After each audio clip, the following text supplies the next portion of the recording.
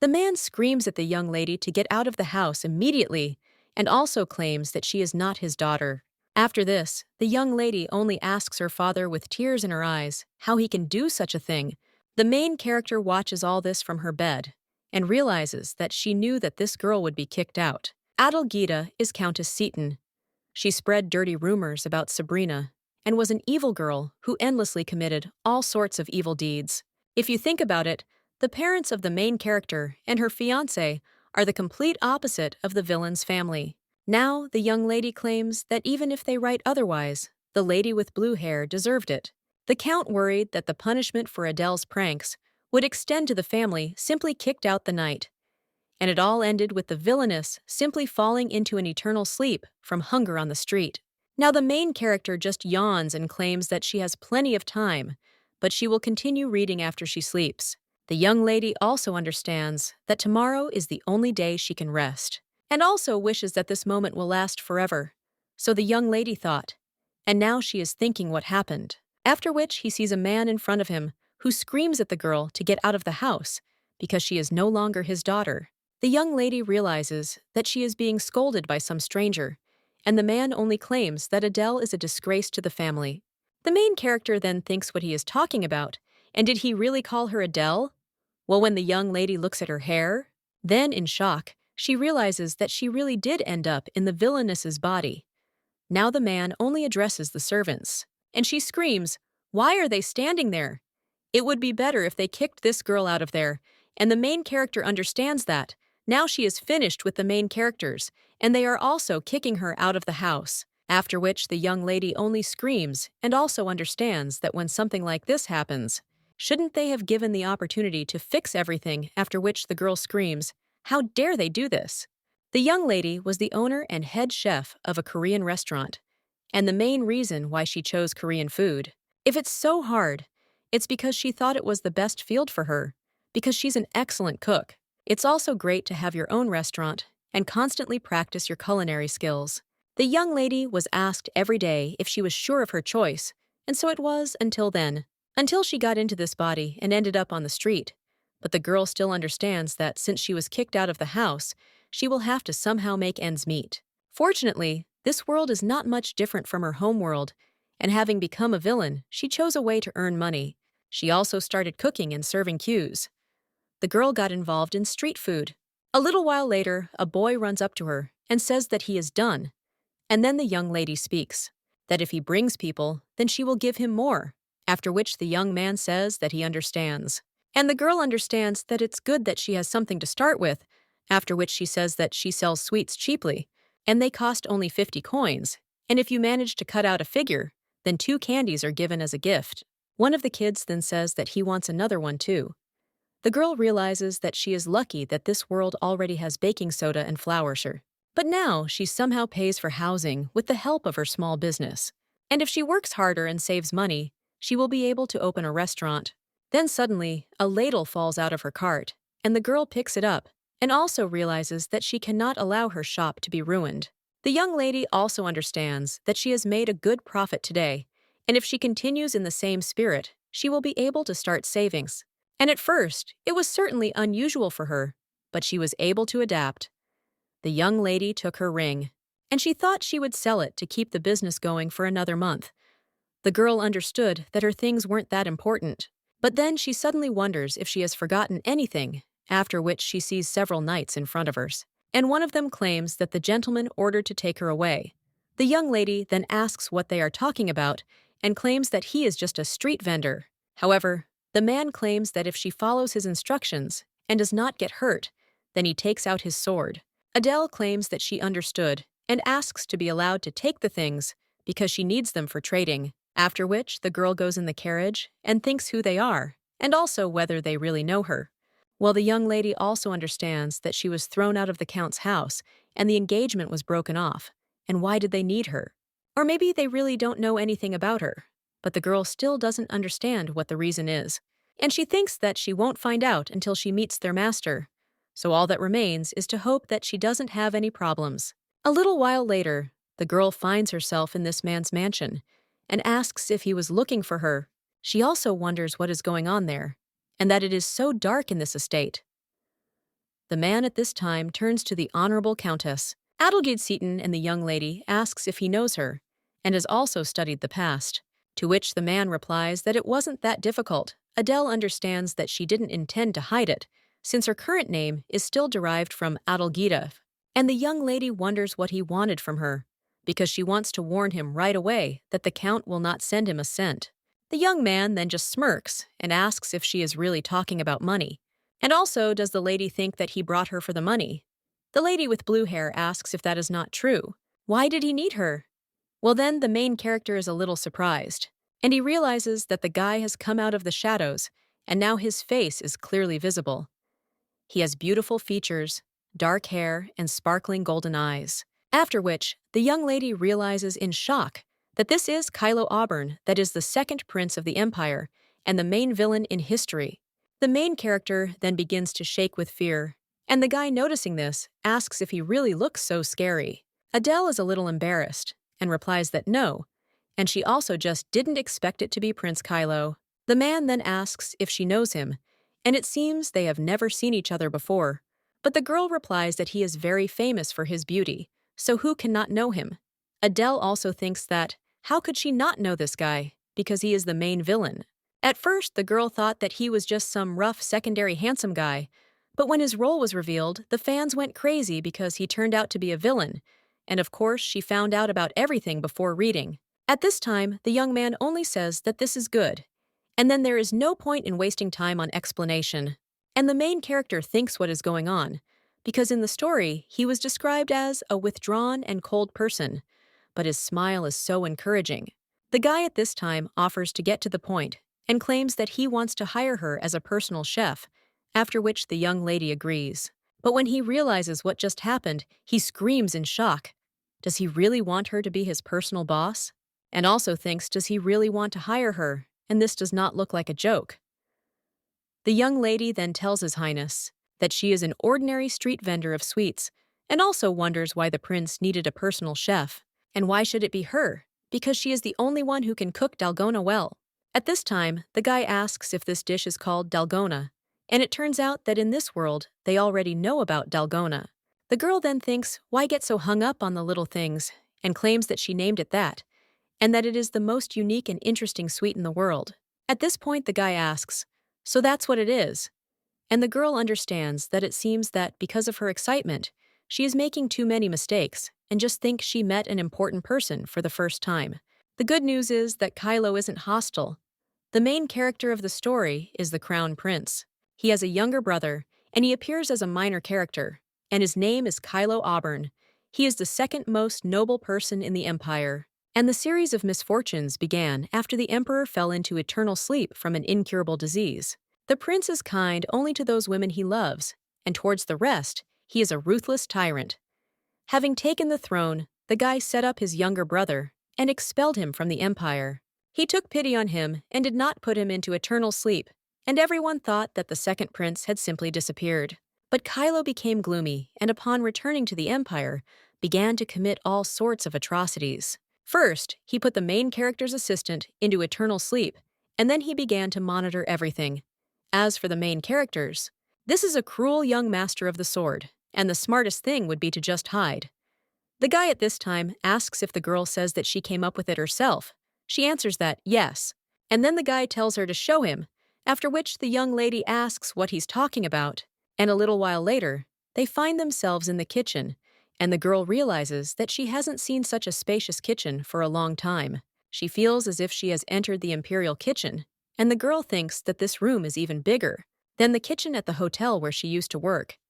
At this time, the young lady notices the prince's gaze on her, after which he tells His Highness that the dalgona recipe is a secret, and it becomes uncomfortable to cook under observation. The guy then asks if this is a secret, and the girl replies that, yes, even if someone finds out, then the business idea will be stolen and her life depends on it, after which the young lady claims that if he wants to know the recipe for dalgona, he will have to pay. The guy claims that he is not interested in the recipe, and even if he were good at cooking, he wouldn't reveal this secret because he was there to make sure that she won't poison the food, after which the young lady in shock asks if she will really poison the food and wonders why she would do that to her dishes. The guy replies that it's not that he doesn't trust her specifically, because he doesn't trust anyone, but if she wants it that way, he can pay for the prescription. After which, the young man asks how much she wants, and the girl understands that if she seems too greedy, that guy might execute her, and she's already made enough mistakes that she needs to be careful. However, for the sake of the honor of the royal family, one could ask to cover living expenses for 1 year, after which the young lady says it comes to about 1 million, and the young man claims that he will give her 10 times more. Their main character cannot hold back her smile. Then she tells His Highness with shining eyes that she agrees and asks how much to prepare for him. The guy replies that a couple of pieces will be enough, and the young lady agrees and also claims that these will be the best dalgons in his life. For all this, you need a ladle wooden sticks as well as sugar and baking soda. You also need a masher and a star-shaped mold, but the girl understands that if she knew it would turn out like this, she would have taken more utensils. And of course, no one could have imagined that she would have to cook dalgona. In the imperial kitchen, the guy at this time approaches the young lady and asks if she needs anything else. The girl is a little surprised after this, but answers that no, and the guy claims that he thought it would be more difficult. The young lady then asks if she should add nutmeg and cinnamon, and also realizes that it seems the local nobility thinks that all taste depends on the proportion of spices. The guy then says that it's just a little, and the young lady understands that if he had ever tried dalgona, he would have known that it was just pure sugar. Well, it seems he doesn't know anything about this sweetness. So the girl then thinks, how did he find out about it? And what is his goal? But be that as it may, she is now in the black, because she will earn 10 million on this sweet. After which, the young lady begins to cook, and realizes that even if it cools down now, it will still be delicious. The girl then pours this horror onto a stand, and cuts out a star-shaped silhouette. And then he claims that everything is ready and hands these sweets to the guy. But when he takes the candy in his hands, then he breaks it, and the young lady is shocked, wondering if he just broke it in half. And she puffed so hard over this little star. The young man then bites into this sweetness. And the young lady understands that this is dalgona for 10 million, and she is interested in what this guy will say. The young man then only says that the food is not poisoned, and the main character is shocked. She claims that he was already monitoring the process, and that she also used all the available ingredients. But the young man then repeats that he did not suspect her, but simply has a lot of enemies. Adele understands that he tried her in her masterpiece and simply said that there is no poison in it. The girl also wonders if this is all, and the guy claims that she didn't prepare it for him, and the nth lady wonders if it's really for the prince. After which, they move on, and the girl thinks that everything is turning out strangely. She also does not understand where they are going. At this time, they approach the guards, and the man tells them to open the door. Well, one of them tells Prince Kylo that he is not allowed, because His Excellency is currently resting. The main character hearing this thinks, is this really for the Emperor? But the prince even checked it for grass. One of the knights claims that the master ordered not to disturb. However, the prince insists that he is not going to repeat it twice, and let them open it. After which, the man who is in the room says to let the guy in, and the guards immediately retreat. After which, they enter the room, and the Emperor asks Kylo what is the matter. The young man then turns to his father, and the main character looking at the Emperor is a little surprised. And he also wonders why he is so skinny, and whether he has already been overcome by an incurable disease. At this time, the guy picks up a tray of sweets and hands them to the Emperor. The man seeing this is surprised, and also claims that this cannot be. The main character at this time thinks what is happening, and the Emperor wonders where Kylo got it from. The young lady then wonders why an ordinary sweet caused so much emotion, and when the man bites into this candy, he suddenly coughs. The prince immediately turns to his father and asks what happened, and the man with tears in his eyes claims that they taste just like Selena made them. The main character then becomes confused and realizes that it was the Empress. In the novel, she was an additional character about whom almost nothing was mentioned, because the Empress fell into eternal sleep at the beginning of the story. Well, the young lady wonders why he suddenly started talking about her, and also whether she really cooked well, because the girl does not remember such a thing. The young man at this time claims that no special ingredients are needed for this, so you can enjoy it at any time. The Emperor then thanks the guy and also asks who prepared it. After which, the young man claims that it was his cook, and that she used to sell these sweets on the street. she came up with this delicacy herself, and the emperor asks if this is really true, after which he claims that Selena said the same thing. The man also claims that it reminds of the good old days, and then asks what the girl's name is. The young lady is a little nervous, and the guy introduces her and claims that she is the daughter of a count named Adelgida Seaton. The emperor then asks if this is the daughter of the count himself, and if she has become the prince's cook, but the nobility will not remain on the sidelines, after which he also asks if the count knows that she is his boss. The prince does not even know what to say, and the young lady understands that if everything continues like this, she will have to meet with the count. After which the young lady claims that she is no longer his daughter because she was kicked out of the family. The emperor then remains silent for a while, and the young lady becomes very nervous, after which the man makes a statement. That seems to have solved the problem, and if she is no longer a family member, she cannot use that last name. And the young lady only says that the man should call her Adele. She also understands that she does not want to be called Adelgid, because in history, with such a name, a sad fate awaited her. The emperor at this time will leave the sweetness on the plate, and Adele says that he wants to try other dishes. One of the servants then turns to the master with concern, and also screams that this is impossible, and how could a non-professional chef do it? However, the emperor tells Sir Rudolph that the one who managed to awaken his appetite is worthy of being in the imperial kitchen. The man also asks if the girl will do him a favor, and the young lady is surprised. But he still thinks that she still doesn't understand how it works. And isn't the emperor the most important person in the country? Well, now she is the prince's cook, which means she will earn good money. The young lady also realizes that she hasn't cooked her favorite dishes for a long time, after which she tells His Excellency that she too would be happy to cook food. The girl also thinks that she is the best chef and cook responsible for the emperor's meal. But it would be great to open your own restaurant, because if you introduce something good, she will really succeed. The prince, a little while later, tells the young lady that she looks happy, to which she replies that she does. Well, the guy claims that he doesn't think there is time for that, and the young lady asks why not.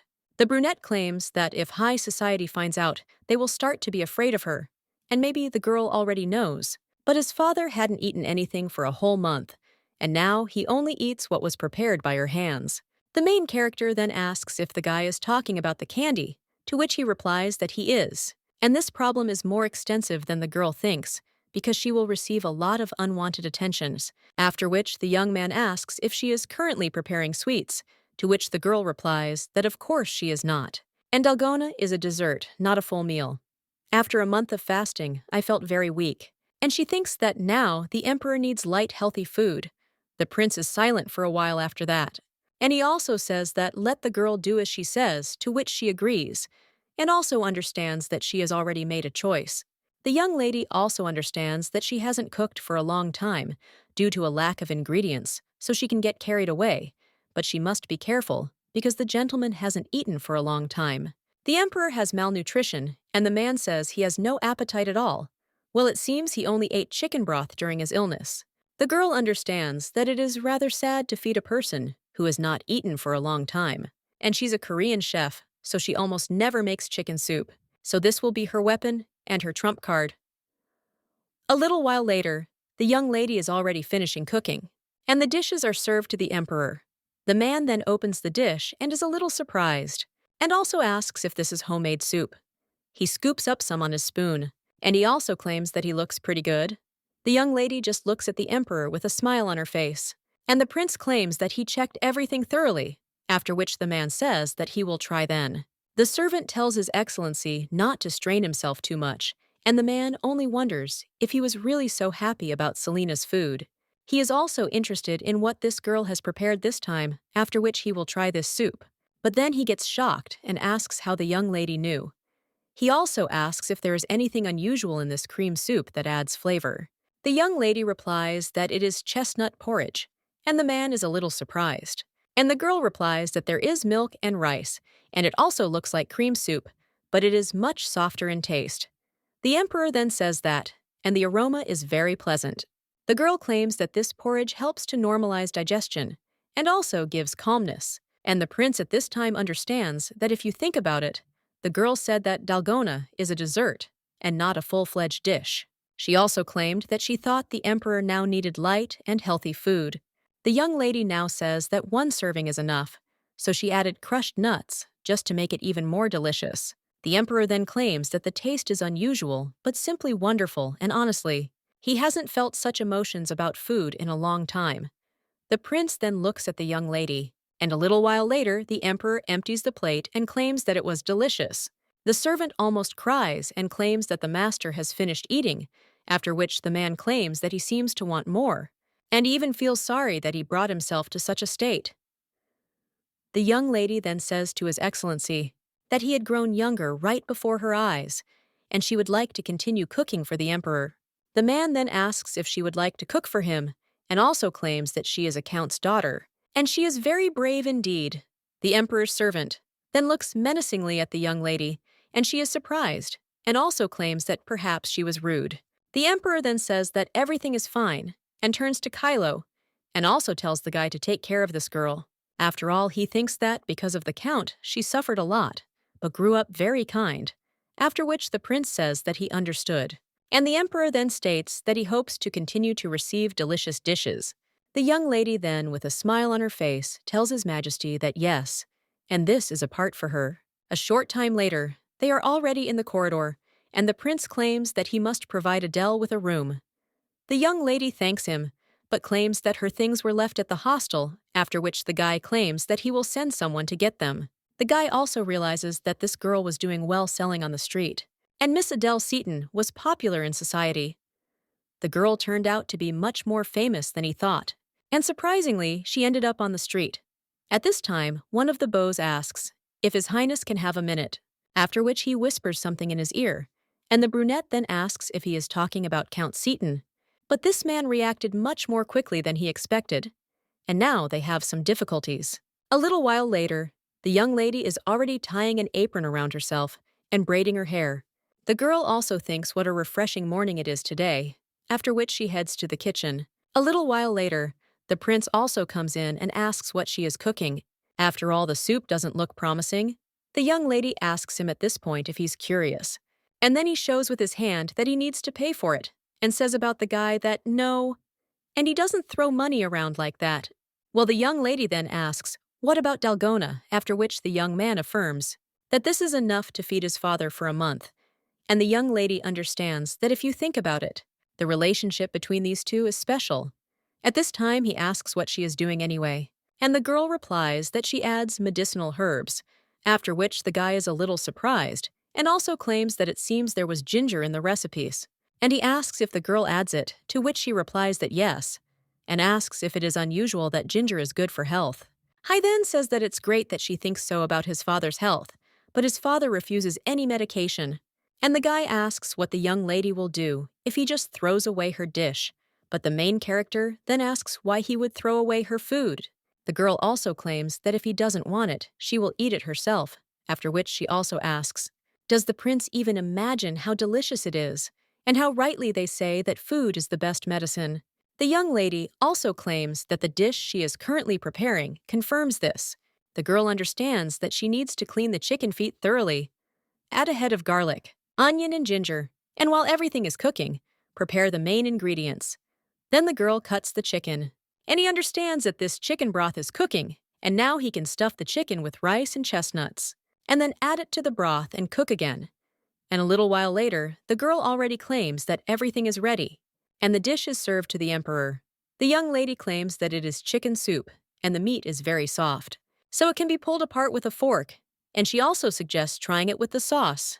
The man then, in shock, thinks what kind of euphoria is this, because he wants to eat this dish as soon as possible, after which he takes a spoon, and the young lady at this time claims that there is rice in the chicken cut. She also asks in shock if he is eating with a spoon, but the man only shoves the broth into his mouth, and he understands that the broth has a soft smell of medicinal herbs, but it is completely unobtrusive, and they help remove excess veins. The man also thinks about what kind of recipe this is, after which he takes a piece of meat and realizes that it melts in his mouth. The emperor also thinks that the girl did say that there was something inside the chicken, after which he opens it and is shocked to realize that there is chestnut and rice in there, after which he realizes that this is excellent. and he can't even believe that there is such a way to cook rice. But this is clearly unusual rice, and he's interested in how it will taste to both of them. After which, he tastes the rice and silently enjoys it. A little while later, the man puts down his spoon, and wiping his mouth, he asks if she says it's chicken soup. The young lady replies that it's with some changes. But the essence is the same, and she still thinks that he really didn't like it. The emperor claims that it is such a common name, and now he will call this dish the royal chicken soup. The servant is then shocked, and so is the prince. And the main character wonders if he just added an adjective. The servant at this time claims that adding such an adjective, it is an incredible honor, and it is worth thanking His Excellency, after which the young lady thanks him. But the man claims that this is nonsense, and such a wonderful dish simply cannot be called ordinary chicken soup. He also turns to Adele and claims that she will now be the main imperial chief, which surprises the young lady, and he tries to contain his smile, and also thinks about what he just said.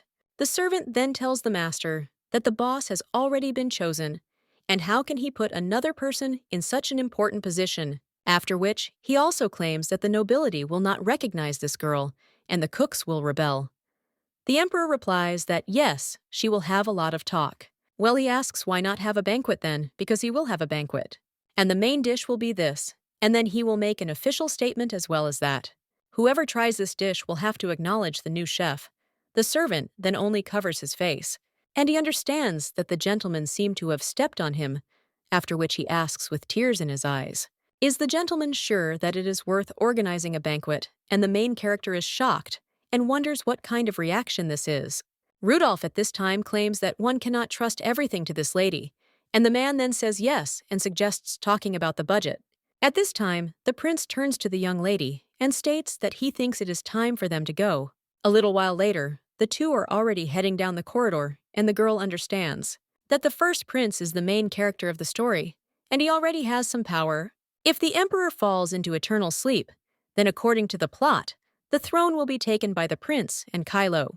The brunette at this time claims that there is no need to worry about anything, and the young lady then comes into shock and also wonders if he really read her thoughts. The man claims that the purpose of the banquet is to show that the emperor is back in his prime, and no one will pay attention to her. The girl then realizes that her dishes are so terrible that no one will care. The guy, noticing how the young lady was agitated, asserts what he wanted to say, that there is no need to worry, and the young lady thinks that it's okay. He just doesn't understand yet how good she is at cooking. Well, the girl finally understands what this matter is her pride, and the guy at this time turns to her a little surprised. After which, the young lady turns to His Highness and also understands that he will still see, and he claims that he will show how well he can cook. But in his thoughts, he adds that he will cry and beg her to cook something else. A little while later, the girl is already preparing this broth again and understands that the main rule is that the longer you cook, the tastier the soup. After which, the young lady pours this soup into a plate and says that everything is ready, and also time to taste. The prince then tells Adele that he did not intend to ignore her, and the young lady replies that she understands. But he really doesn't believe in her. The guy just remains silent in response, and the young lady asks if he wants to try. After which, he starts eating the soup, and the guy also scoops up some of the soup with his spoon. The young lady at this time says how delicious it is. She also understands that boiled chicken is so delicious, and she can no longer stop because she can cook the most delicious food. Then the young lady ends up tasting the soup and asks if this is a misfortune. She also realizes that the prince has probably already eaten everything too when she looks at his plate. Then he realizes in shock that he didn't even touch the dish, and the girl wonders why. And also, is it all because of Togoj that he noticed the ginger? After which, the young lady thinks what it is. And the emperor liked the dish. The guy at this time claims that it seems the young lady has already eaten everything, and he also wants to say something. The girl then asks, what? And the young man claims that Count Seaton is behaving strangely, so Adele should be careful. The main character then asks if the man is again claiming that he did say that he was the emperor's chef. This is an important position, and now she is responsible for preparing the banquet, so they will not take their eyes off her. The young lady then realizes that this seems quite problematic, but then asks His Highness, is he really worried about her? After which the guy gets embarrassed and also says no, and he just warned as a thank you for the delicious food. But the main character then says, that he didn't even touch her food, to which the young man replies that he was just about to eat. And the young lady then understands that he will finally try it and also thinks whether he will like it. At this time, the guy stretches a spoon with soup to his mouth, and the young lady is already very nervous and wonders if it is delicious, after which the guy finally tries the soup. And the main character asks him how, and in her thoughts asks him to say that it is delicious, and also to ask for more. But the guy at this time only emotionally asserts that it is delicious. The young lady is then surprised, and he wonders if his soul has really left his body, to which the young man replies that it really is delicious. And the girl thinks that he must have liked it, after which she takes the plate from him and claims that there is no need to exaggerate. The young man then claims that this is too much, and the girl thinks how demanding he is, and whether he was really born yesterday.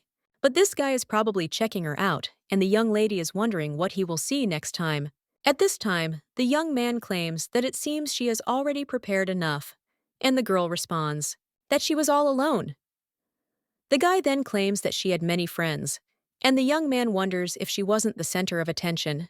The girl then asks if he really thinks that these are her friends, since no one has visited her since she was kicked out. The brunette then says that this is how it is, after which he claims that he is sorry. But the young lady then asks in shock what he is talking about. The guy then claims that there is nothing surprising about this, but the young lady then claims that princes usually do not apologize to chefs. But the guy claims that he is not just a prince, after which the young lady claims that he is also unusual, and she also understands that he is a dark character, and she doesn't know what that could mean. Well, the guy then claims that it turns out the young lady doesn't understand, after which he approaches hers, and he claims that he knows what it's like to be alone. The young man also says that his father. Well, then he still interrupts and claims that he said too much unnecessary stuff, so let her just forget it. After which the main character realizes that no one supported this guy in the Imperial Palace, and he could not trust anyone. Well, at least he has family, and she only saw spoilers, so she didn't understand well why Kylo became a villain, but now she thinks she understands a little while later. Someone tells the young lady to return the books within 5 days, and the girl agrees. And when she moves on, she realizes that she was impressed by Kylo's reaction. Adele also understands that samgyetang is the main dish, so there is no way without it. And for dessert, she needs to prepare something that is loved all over the world. And she would like to talk to the second chief, but the prince claimed that she did not even know what Count Seaton would do, so let her do everything properly if she did not want to waste time. The young lady also understands that he has never said that before, but after such words, no one can be trusted. Although if you think about it, she is the most unreliable person there, and there is only darkness around. After which, the young lady wonders if she has taken the wrong side. Then the young lady just moves on, and he understands that she has been on her feet since early morning and is terribly hungry, after which the young lady thinks that she will return, and she eats abalone with butter, after which the girl also thinks how great it is to be an imperial chef. Well then, someone turns to the young lady and asks if she is Adelgis Seaton. The young lady then turns around and wonders who it is, and the guy just says that he is interested. Is it her? After which Adele thinks that this can't be. Well, she still thinks who this guy is, after which she thinks that maybe this is a friend of the prince, although he said that he has no friends. After which the young lady asks what is going on, and the guy sighs, and also claims that he was wondering what she would do in the imperial palace, and she found herself a lousy job. The main character then thinks that she doesn't give a damn about this guy or whoever, but she's so tired and needs to eat the ears quickly. Then the young lady asks if he stopped her to say that, and then someone else turns to the guy and asks if he can leave this girl, because you just need to look at this arrogance, and talking to her will ruin his reputation. After which, the main character looks at this guy more closely and understands. What is this in the story is that Adelgid's fiancé is named Seaton, and he is the young Marquis Iliganeth. At this time, the young man only tells his servant to be quieter, after which he goes to the young lady and asserts. It seems that she still doesn't understand what the matter is, because now she is a commoner expelled from her family. After which, the guy asks how dare she behave like that with the Marquise. The young man also pushes the young lady, and her books fall to the floor, after which the girl realizes that she still has to return them. The Marquis then asks what kind of books these are, and claims that the girl is fooling around again. He tramples one of the books, and the main character then asks what he is doing. Well, then someone else turns to Adele, and the girl turns around a little surprised, after which he leads the prince there. The man then asks what is going on there, and the main character turns to the prince. The Marquis, at this time, greets him and also claims that he is glad to see His Highness. Adele wonders why he began to speak so politely. At this time, the prince pays attention to the books, and the girl understands that these are library books, after which she claims that she was trying to find cookbooks in the library and was already heading to the room. But then the guy helps her lift these books and asks why they are on the floor. Then the prince also claims that the emperor personally ordered the preparation of the banquet, and these books are valuable material. And the Marquis allowed himself such behavior, after which the guy asks whether he should regard this as a challenge to the imperial family. The young man with red hair then gets scared and screams that no, and he didn't know about it. And also if Adele had said earlier he wouldn't have done it. The brunette then asks if the guy knows that this girl works as the emperor's personal boss, and the Marquis interferes with the work of those who works in the name of His Majesty, and he knows that the imperial palace is not a playground. After which the Marquis becomes embarrassed and also claims that he is sorry. But the prince says that if he is really sorry, then let the guy leave because he is in the way in the passage. After which they leave and apologize. The main character thanks the prince for his help, but he only asks what she was thinking when she tried to deal with them alone. The girl says that they have already passed this and asks if the prince would like to enjoy abalone with butter. However, Kylo asks why she always thinks about food. The young lady replies that Eli had angered her so much that she tried to resist, and the prince claims that this is a reasonable desire for any person. But the Marquis openly mocked her, after which the young lady replied that yes, and that was cruel. The girl also claims that he should have been punched in the lips for such words, and the prince claims that it was a cruel but justified act, and the young lady is surprised. And the man claims that she was kicked out of the house, so she is now a commoner, and therefore must be respected by the Marquis, after which the young lady realizes that yes, she had completely forgotten that social status is important in this world, and it's surprising that she hasn't thought about it yet. Adele says she'll be more careful, but the guy says that it is not so important now, and the young lady asks what he is talking about, after which Kylo claims that she is now under the prince's wing. Their main character is a little surprised, and the guy says that if the nobility bothers her again, then let the girl use him or the emperor as protection. The main character then understands that he wants to help her and asks for His Highness. Would he like to try some abalone with butter? To which the guy replies no, and also thinks what an unpredictable person the girl is.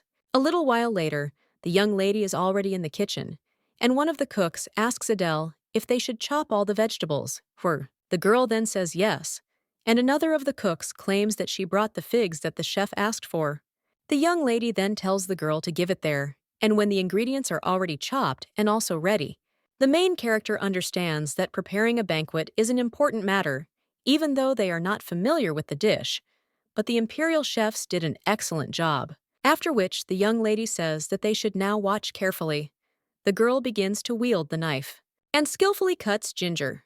The other cooks watch this with interest, and the young lady claims that if you lay it out in the shape of a flower, well then someone else turns to Adele, and the young lady asks, "What is it?" She also claims that they are busy preparing for the banquet, but the guy claims that Count Macwood wants to see her.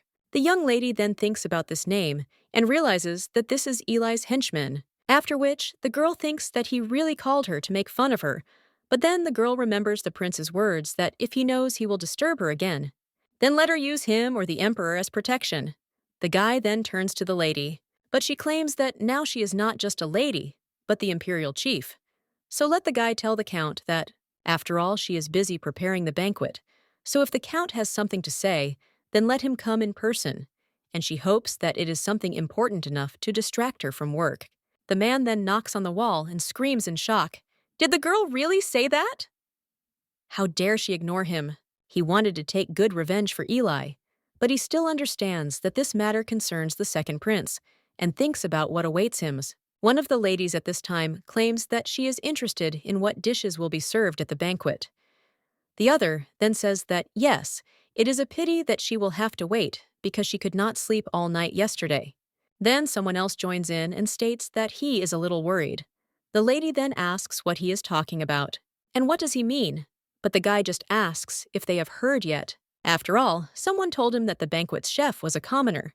The guy also thinks that he will see Adele again, because he will show how terrible she is at cooking.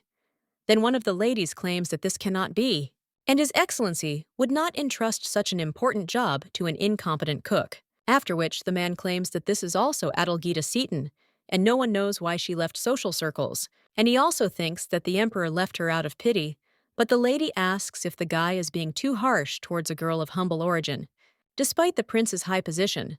But then the guys claim that it seems they are not yet aware, because if so, then let them listen. After all, they say that the young lady was a street vendor, and she carried a dirty stall everywhere, and also sold sweets for a couple of coins.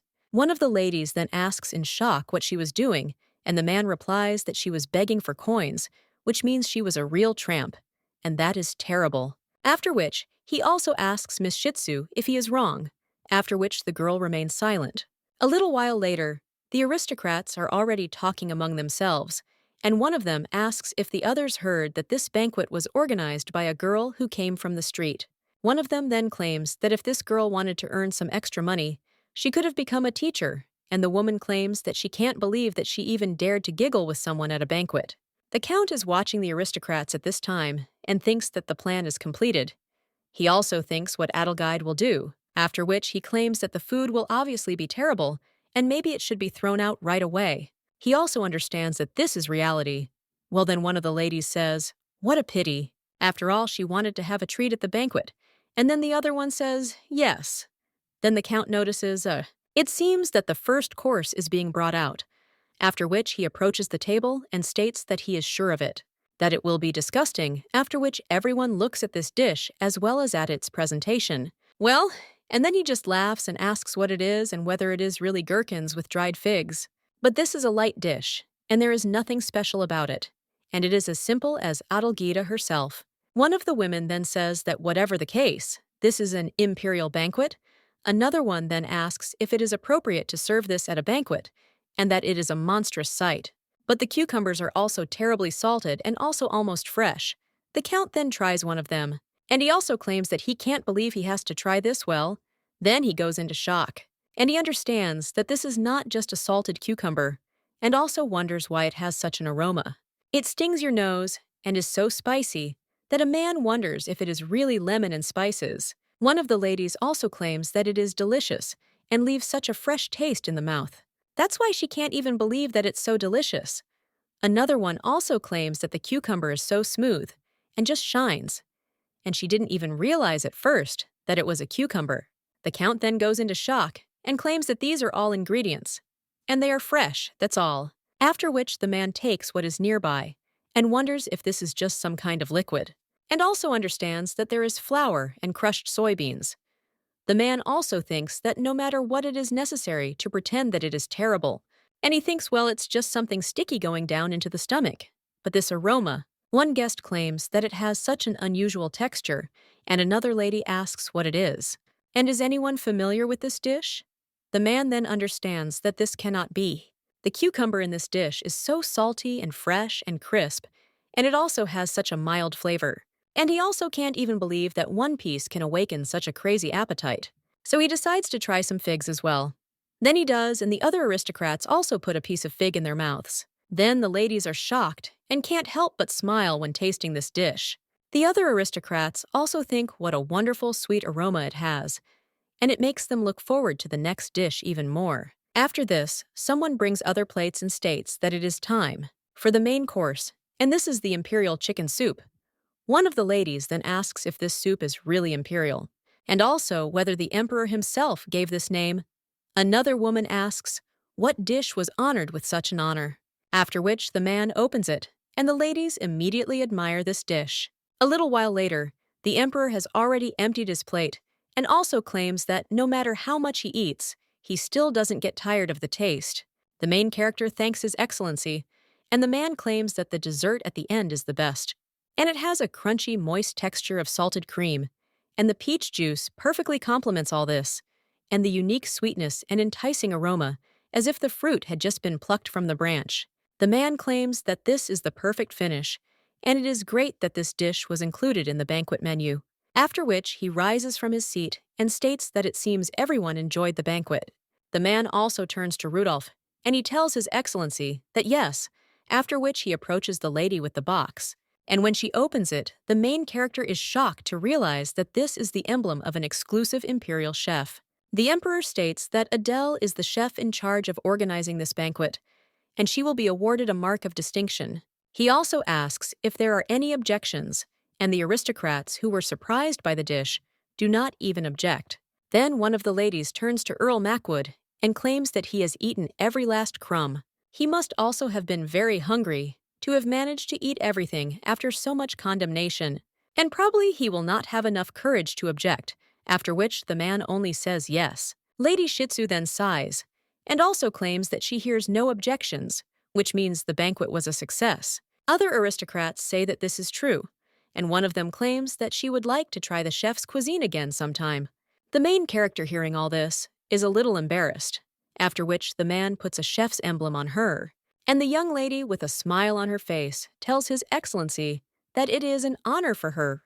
A little while later, the girl returns to the kitchen, and the cooks congratulate her, and also claim that now even the nobility recognizes Miss. One of the cooks then asks if the lady could tell her more about the imperial chicken soup.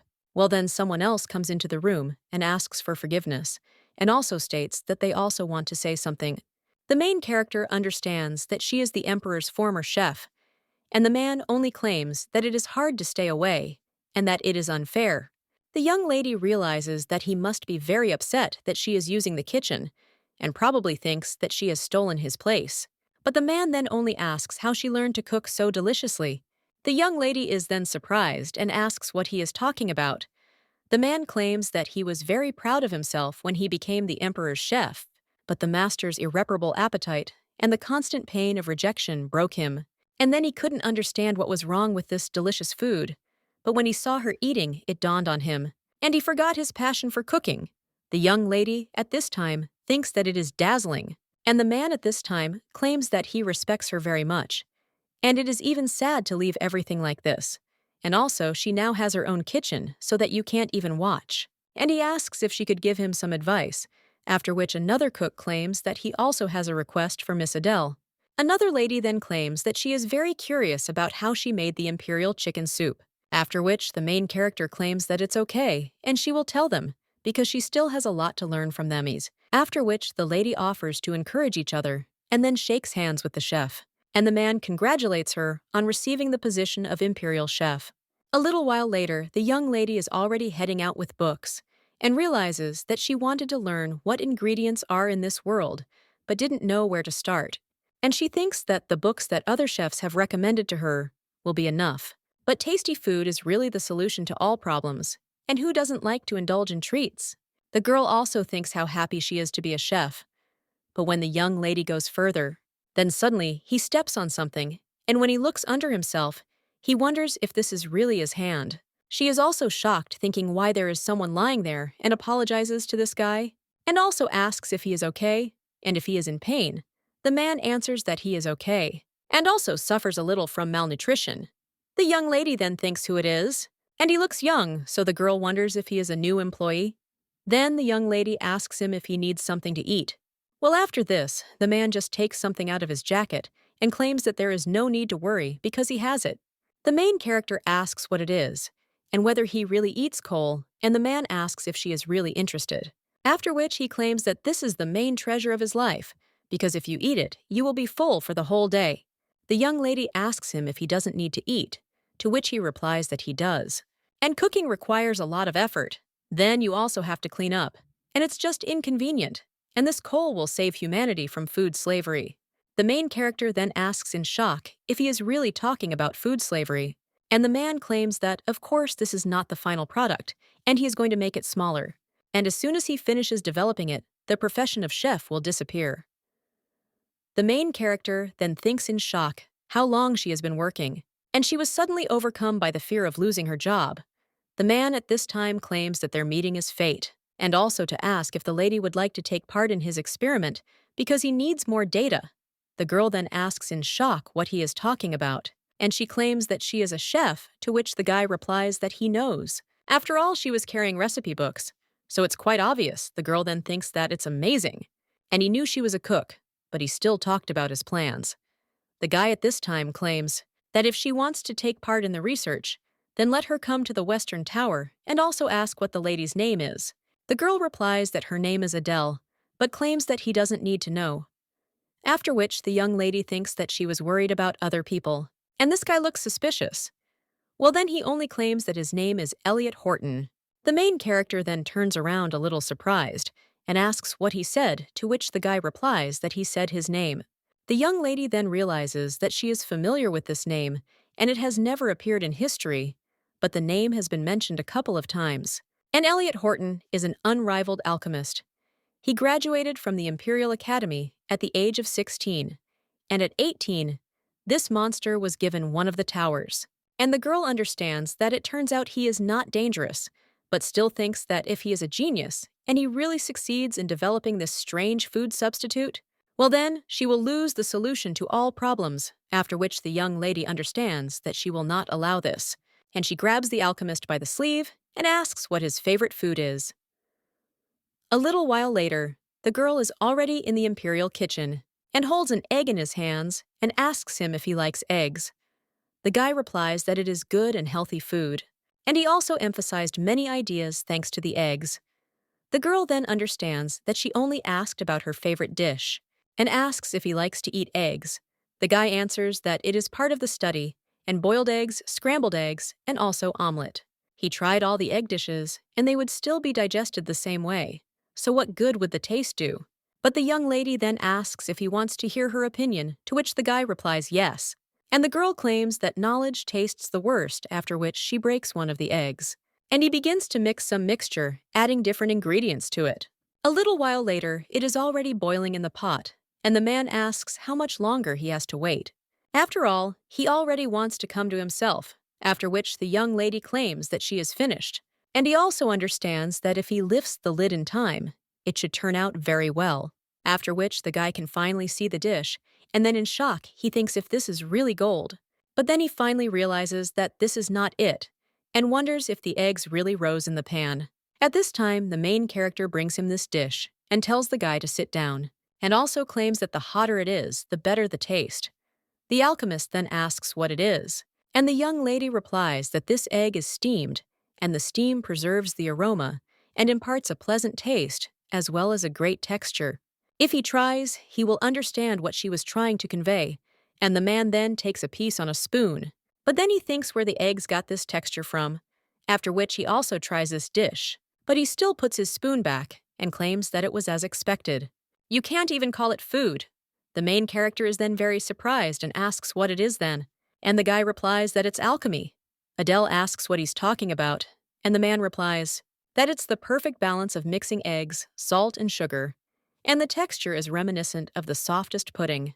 The soft taste of this warm omelet does not get boring, and a little while later, the guy is already emptying the bowl, and he claims it's unique, after which the young lady thanks him, and the guy says it's amazing, and he wonders if the dish will be as appetizing next time. Such a taste can only be created by precise calculations of proportions, and this is a masterpiece created by a real alchemist, after which Elliot grabs the girl by the hand. And he also screams, asking to be taken as a student. The main character then asks in shock what he is talking about, and she looks at the shining eyes of this guy, but still understands that she has already heard this somewhere. The young lady then asks if he wants to learn how to make an omelet, and Elliot replies that he really wants to. But right now, he's more interested in learning the basics. And it seems that the girl adds salt and sugar by eye, and he is also interested in how she manages to achieve such an ideal ratio. The main character then thinks, how should she know, because she does as her heart tells her. However, such an answer will not satisfy him, and she does not think that he will put a spoke in her wheel, since he was impressed by her cooking. Suddenly, the young lady also comes to the realization that Elliot Horton is the greatest genius of their time, and if they get along, she will be able to acquire modern kitchen utensils. But he can even create a rice cooker, and the young lady understands that she cannot make him her disciple. But she doesn't want to lose touch, so the girl asks for forgiveness, but claims that she is not recruiting students. Well, the girl also claims that they could become partners, and asks what the guy thinks about this. The young man asks if she wants to become partners, to which the girl replies that yes, she has been interested in alchemy for a long time. The young lady also understands that she has always been attracted to lotteries, and this is something similar. The young lady also claims that she even applied her knowledge of alchemy in the kitchen, but she still understands that this is a lie. And then the young lady claims that she would be happy to receive help from such a great alchemist as Elliot, and this is already true. Now the young lady just looks at the guy with a shining smile, and he just asks if she says that she wants to become partners with him, after which the young lady thinks if she is asking too much. And the guy with a smile on his face says that she wants to conduct a joint study, after which he claims that it is wonderful, because he did not even take part in research at the academy. The young lady understands that since he graduated at 16, it means it was worth it. And it's good that he liked this idea. And then the guy says that then he will have to stop developing the food substitute. He also claims that he will first go to the tower and collect the materials needed for the research. But the girl tells him to wait a minute, and he also talks about ingredients and portions. But after that, the guy just trips over a bag of flour. And then it falls completely after, which the flour scatters and creates a smoke screen. The main character tries to clear her throat and asks if Elliot is okay, and the guy claims that he is okay, but because of the pain, nothing can be seen. Then he also takes off his glasses, and the main character, seeing his face, is surprised. And he thinks that he is so handsome. After all, they say that he is not only a genius, but also an unreal handsome man. At this point, the guy asks where his glasses are, and the young lady understands that now she needs to be kinder to him. She also thinks that Elliot is younger than her, so from now on he will be her cute little brother. Well, at this time, the young man is only a little nervous, and then becomes completely embarrassed, after which he covers his face and tells the young lady not to look at him. And he knows that he looks terrible, after which he also finds his glasses. But the young lady only cries out that he is not terrible, and the girl asks if he knows that he is the most handsome guy she has ever seen. But the young man then only puts his glasses back on, and Adele says that she is very kind, but she shouldn't flatter him, although he is very grateful for the kind words. The main character then thinks that it's amazing how he lived all this time if he reacts to compliments like that. The young lady also tells him to get up, and the guy then does so but still apologizes, and also claims that all the ingredients are spoiled, so she also saw his terrible face. The young lady then understands that she does not care so much about his face, but he is really handsome, after which the girl also understands that she needs to lighten the mood a little, and she asks if the guy could do her a favor, because it concerns research. The young man then asks if she is talking about research and wonders what needs to be done. And the young lady realizes that Elliot is a very open person, after which the young lady states that she thought it would be great to create a device who could control the intensity of fire, and asks if it is possible to create such a thing. The young lady also realizes that with it, she would be able to cook more spicy dishes, and also baked chicken legs and shashlik, and no one will refuse seafood. And they say that Chinese food tastes even better when cooked on high heat, and that sounds really delicious. Well, the guy then apologizes and claims that he doesn't think he can help, and he also burned his disgusting face, after which the main character asks why he is talking about this again, and wonders if it is really that difficult.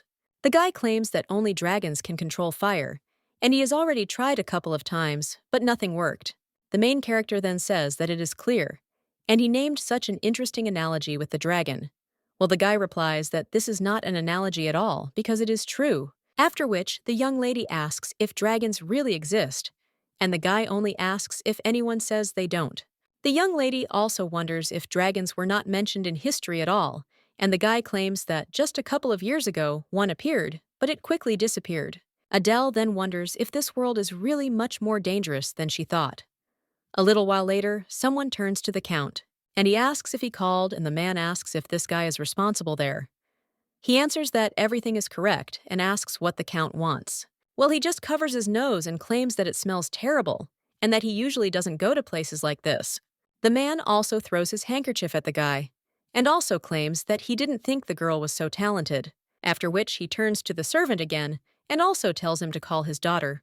Adeljid immediately, the young lady, a little while later, thinks that perhaps the heroine of the novel, she didn't realize that she was a pawn of her parents, and she simply didn't see her potential until the very day she fell into eternal sleep. Then the girl turns to the Count and asks if he called her father, then turns to Adelgide. And after this, the girl looks to the side and thinks that there are other people there too. The man at this time bows before his daughter and asks for forgiveness, and also claims that he will not say that he had no other choice, but he regrets that he just kicked her out. The young lady is then a little surprised. Adelgid would forgive him, but personally, she is not going to do this. And this man deliberately played out this scene in public. The Count at this time claims that he was so waiting for her return. But the girl then understands that if this man had taken Adele back, then she wouldn't have ended up so sadly if she behaved harshly now. Then people will start to consider her a villain again, after which the young lady asks for her daddy. Will he really return her to the family? After which the man only smirks and also claims that Adelgida knows that a member of the Count's family could not work as the Emperor's cook, and he thought that she would not want to. The main character then wonders if he is really not going to accept her back into the family, but he wants to use her as a personal chef. And then the girl asks if it means that she will never return to the family, but still thinks who this man thinks he is. The Count claims that the girl will always be their daughter, even if her name is not on her family tree in the Empire. Everyone knows this.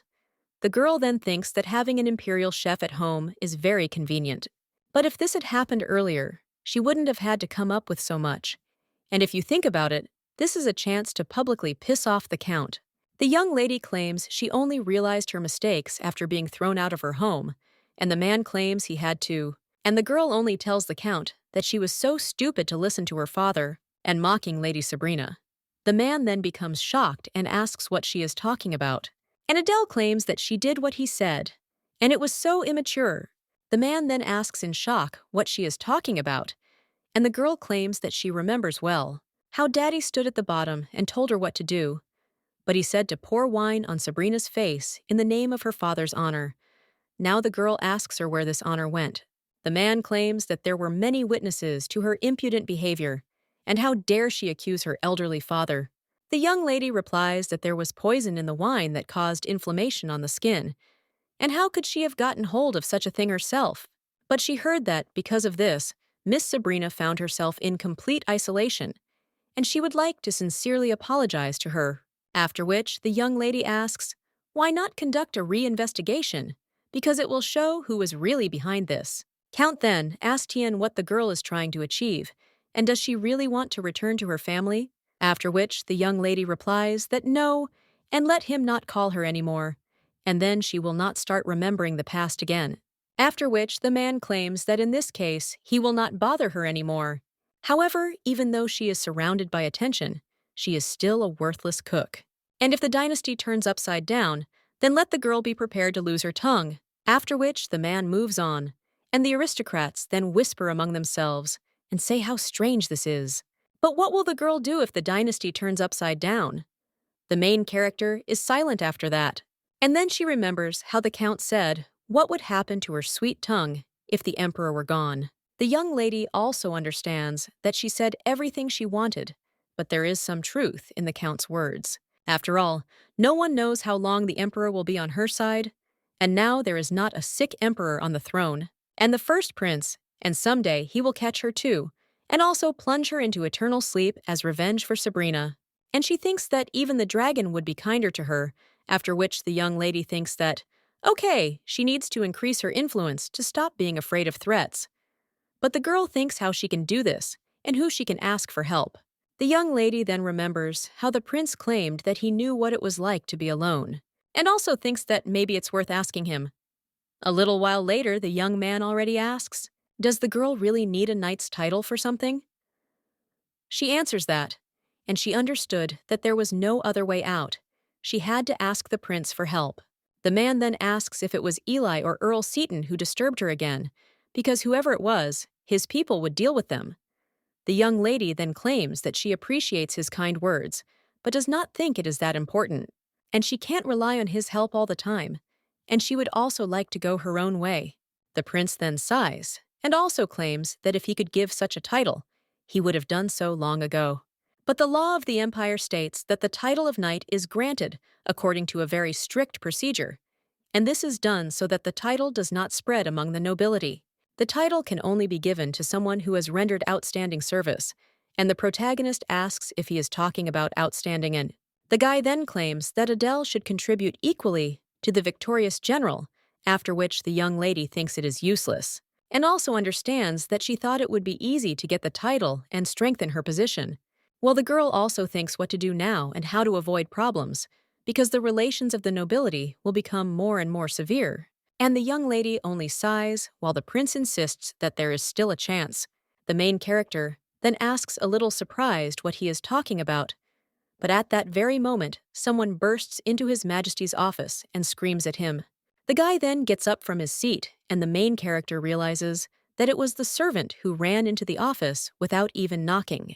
Kylo asks what's going on, and the servant, shocked, claims that a dragon has appeared, after which they all go into shock.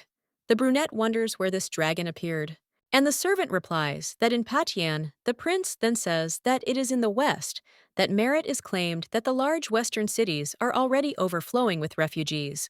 The young man then claims that he must see his father and that the ambassador will go with his brother, but the servant then says that the crown prince has gone on an expedition and they do not know when he will return.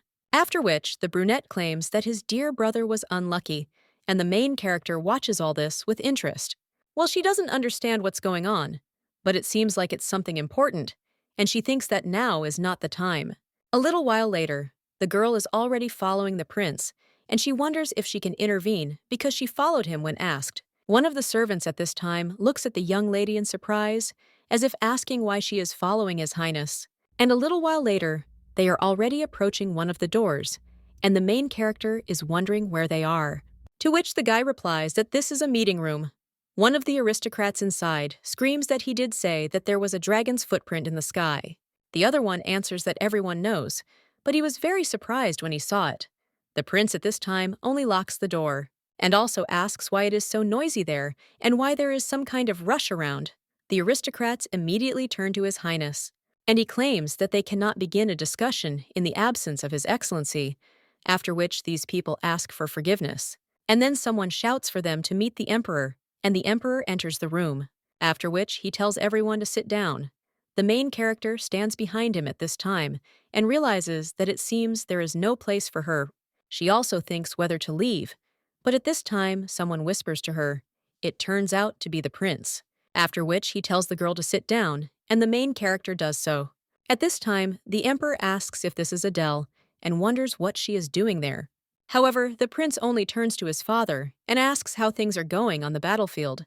The man replies that it seems that the earth is being overcome by natural disasters, and he thinks that everyone agrees that it's time to get rid of the dragon, to which people respond that it is for sure. One of them claims that ordinary soldiers won't be able to cope with the dragon, and that perhaps a message should be sent to the mercenary army, and it also seems that there are 3 strongest fighters in the empire. The young lady thinks about the dragon fighters and realizes that the story doesn't say anything about that. One of them is Sir Arthur, and he is over 70 years old. But then someone asks if he can be allowed to go to the dragon, because it will be very hard for the old man. Young ladies then think it will be cruel. Well, then someone else claims that they say, Countess Dwalin is expecting a child, and the young lady understands that this option is also out of the question. After which someone else claims that for this reason, there is no need to even think about them, and the young lady understands that they were talking about 3 wars. At this time, someone asks who they forgot to mention. The prince then states that he will go, and the young lady understands that this is true. How could she not have thought of it? The guy is the strongest swordsman capable of slaying a dragon, and the 3rd warrior is Kylo. The emperor at this time says that yes, and this is his son. At this time, the other aristocrats claim that they are touched by the devotion of His Highness. The main character understands that they were waiting because this man turned out to be a prince. At this time, the young man claims that he has a request, and the emperor asks what it is. And the guy asks to allow Chef Adele to go with him, because they will need her strength on the expedition. Everyone then looks at the young lady in shock and wonders what kind of saddle she has, but the main character herself doesn't know what kind. The girl also remembers their conversation about the need to do something important for the country, and also thinks about what the guy is asking for. A little while later, They are already heading down the corridor, and the young lady is glaring at His Highness. As they move further, the girl looks at him more and more, and the guy then claims that it seems she has something to say, but she remains silent. The young lady then asks what will happen next, and states that, firstly, of the knives, she only has a kitchen knife, a vegetable peeler, and a Chinese knife. Of the combat skills, she only has 12 types of cuts, and the young lady asks if he really thinks it will be useful. After all, if so, then His Highness is mistaken, and the guy replies that he had no intention of asking her for help, and also asks what she was thinking about. The girl is then a little surprised, and the guy asserts, "It is better that their people engage in immersion into eternal sleep, although it is the only ball in the empire." The young lady at this time asks if she really looks that weak, but then claims that he did say that he would need her strength, and the guy says that he just wants to take the chef with him, and she did say that she wanted to receive a title for special merits, to which the young lady replied that yes. And the man claims that he will go down in history, and the girl will help him with this, and Adele who destroys dragons sounds great. The young lady then says that they have less chance of winning, and the guy replies that it doesn't matter, because their troops will cope anyway. The girl then thinks that maybe they are destined to fail, and whether this has anything to do with his rare appearance in the Empire. And the guy says that she should just sit in a safe place, and he will take care of the dragon. But the young lady then thinks that he will probably say that it will be easy for the new empire with only 3 dragon hunters. And is it really that easy to put dragons into eternal sleep? Well, the girl also understands that this guy doesn't look like the kind of person who would lie to her. And maybe for a swordsman, this really isn't such a difficult task. But this really is a good opportunity to get a title, after which the young lady states that she would like to say something, and the guy says that it is excellent, and also states that they will leave tomorrow at dawn, after which the young lady agrees. Well, she still understands that back then, she didn't know how amazingly this trip would turn out. The coachman, after a while, says that the horses are tired, and it would be better to stop. And the prince says that he thinks they will have to pitch a tent, after which he rises from his seat, and the main character realizes that the carriage was not very comfortable anyway. The guy then extends his hand to her, and also tells her to extend hers to him. The young lady then says that it is not worth it, after which she nevertheless takes his hand and gets out of the carriage. Kylo claims that they were lucky enough to find a free corner, so they can stay there today. The young lady then remains silent for a moment and asks if they will be there until dawn, to which the guy replies that everything is exactly like that. And then the young lady states that now it's up to her, after which the girl goes back to the carriage, and the guy asks Adele if she took all the ingredients. Because it seems that there are not many things in the carriage, the girl replies that if she took everything, they would not have moved from the place, and she only grabbed a few. White rice, various homemade seasonings, and dried anchovies for a delicious dish. And also a saucepan, knives, and a frying pan, and the girl asks if this is not enough. But now they will definitely not go hungry. And she also plans to buy the main ingredients in the nearest settlements. The girl also understands that she has long smelled the Cordonopsis root, and this is a genus of herbaceous plants of the bellflower family, the roots of which are used in national Korean cuisine. If you mix the spicy and sour and fry it until golden brown, then mix it with delicious white rice, you'll get at least 100 plates. The young lady is also interested in whether the prince will appreciate the dish, but he is picky about food, after which the girl also understands that she does not know, and if he does not like it, then let him eat dried meat. At this time, the young man asks where she is going, and the girl replies that she will go look for something for dinner. But then the guy goes after her. Then the young lady claims that it is not necessary to follow her, after which the guy claims that it is dangerous for her to walk alone. The young lady claims that she doesn't really care and won't go too far. Then the young lady moves on and realizes that the smell is getting stronger, so she must be almost there. The prince at this time watches the young lady and realizes that she is just like a dog. And when the girl pushes one of the bushes aside, she finally sees a plant there, and she says that she finally found it. After which the girl starts collecting it and understands that 1 is for the prince and 2 are for the cabman, and she digs up 3 roots. The girl also thinks that she would like to have a shovel, and when she is going to dig up these plants with her hands, then the prince, shocked, takes her hand and asks what the young lady is doing and that she will get her hands dirty. The main character then asks what's wrong, and she needs to dig up the root of the Codonopsis, and the guy asks if she needs the root and not the leaves. To which the girl replies that yes, and the roots are very tasty and aromatic. The guy then asks really, and the young lady thinks what he hasn't seen in his life, and now he's worried about her getting his hands dirty, and the girl wonders if he can let go of her hand. But after this, the guy only begins to use his power, and the main character turns to his highness, after which the earth begins to shake, and the main character wonders if this is really an earthquake. A little while later, she opens her eyes, and the prince asks if Adele was very scared. The young lady then tells the prince that the earth just. However, when she looks ahead, she sees that the earth seems to have split into two, and the young lady in shock asks if it was the prince who did this, and if he can do magic. The guy replies that he just slightly applied the sword technique, but the girl thinks how to understand slightly.